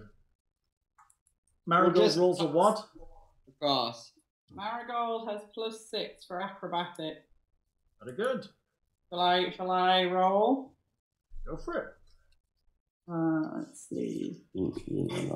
Rodrick will jump across and then, leaning forward, offer a hand out to those crossing. On. Marigold, wherever the hell she's gone, edges across the side without any problem. Back to the wall, she edges across without no problem. Rodrick, you're jumping. What's the roll for jump? There is no roll. You just do it. When you make a long jump, you cumber number of feet up to your strength score if you move at least 10 feet on foot immediately before the jump. There's easily 10 So feet. you're I can running run. and then jumping and Yeah. making your... What's your strength score? 16. You can jump 16 feet from a long jump. Yeah. Can I jump 16 feet from a long jump? Can you shoot fire from your hands? No. No, I can't. But I always picture fighters more physical. Just thinking It is a 16 physical feet. thing. You can do it from his arse. Yeah. I don't think that's particularly... I don't think that's bad. I mean, I think a long jumper can jump much further than that, right? You're probably also, not 6 points above average human strength. Yeah. I will follow suit.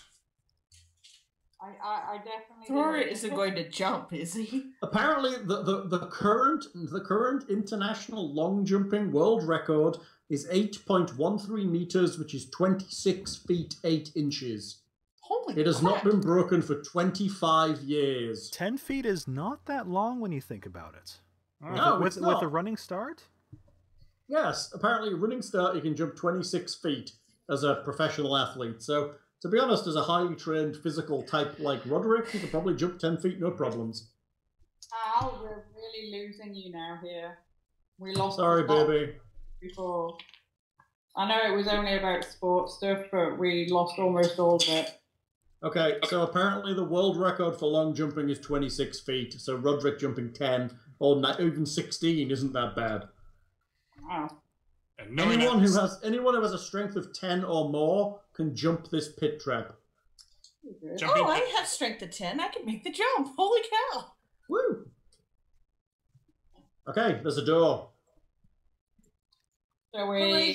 Should we end it here, Hal? We still seem to be having technical issues too on your Yeah, this seems to be a good place to end it. Shall we say that everyone has made it over?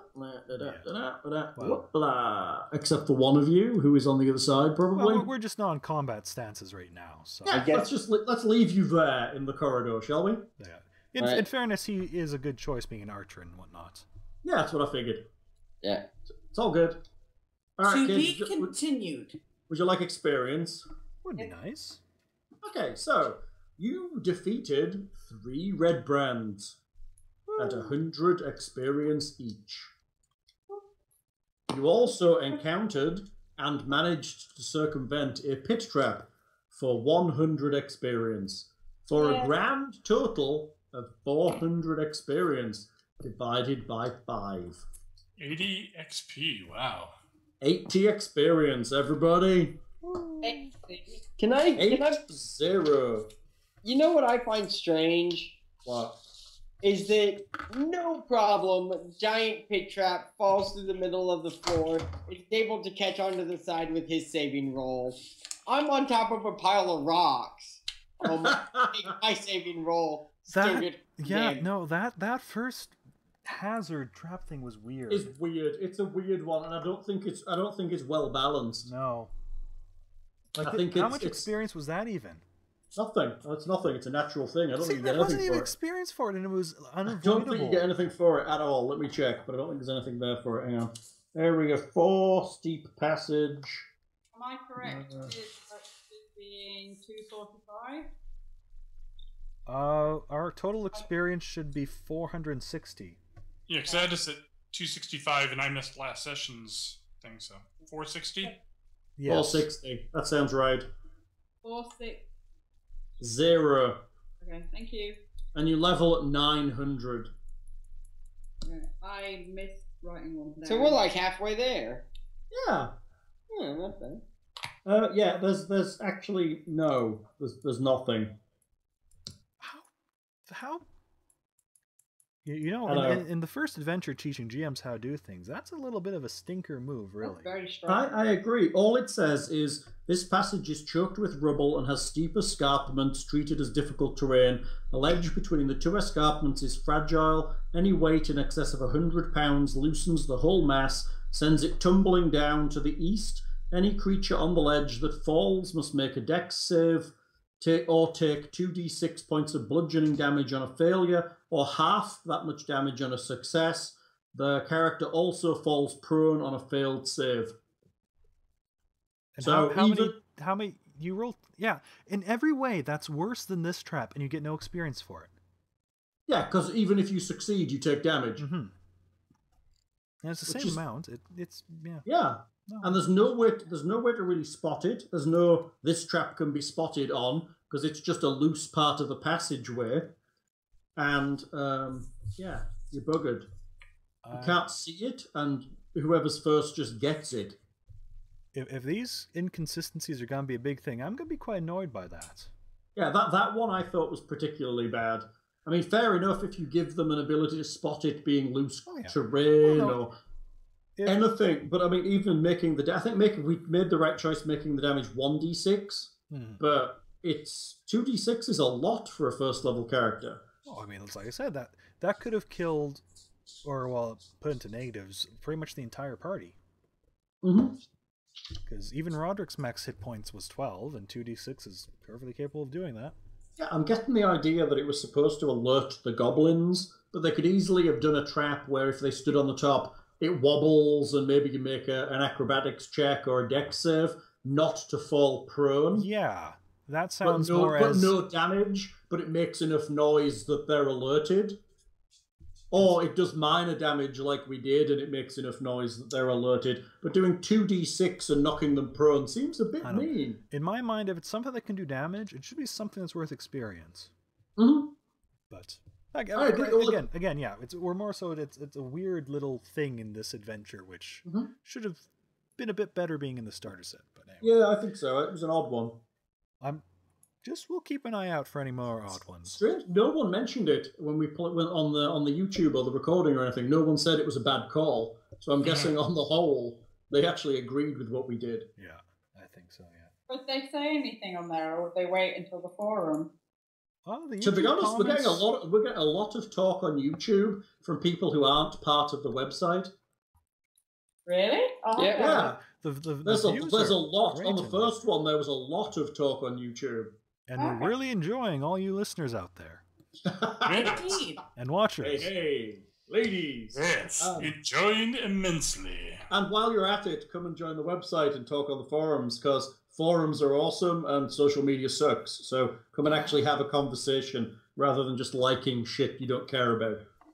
But like it too. We like the likes. Also like the social media because that pulls people to the forums where we can actually have a conversation. See how that works? Come visit. It's all good. All right, kids. Are we good? I think so. Good. All right. Are you ready, Lockhart? I am ready. 3, 2, 1.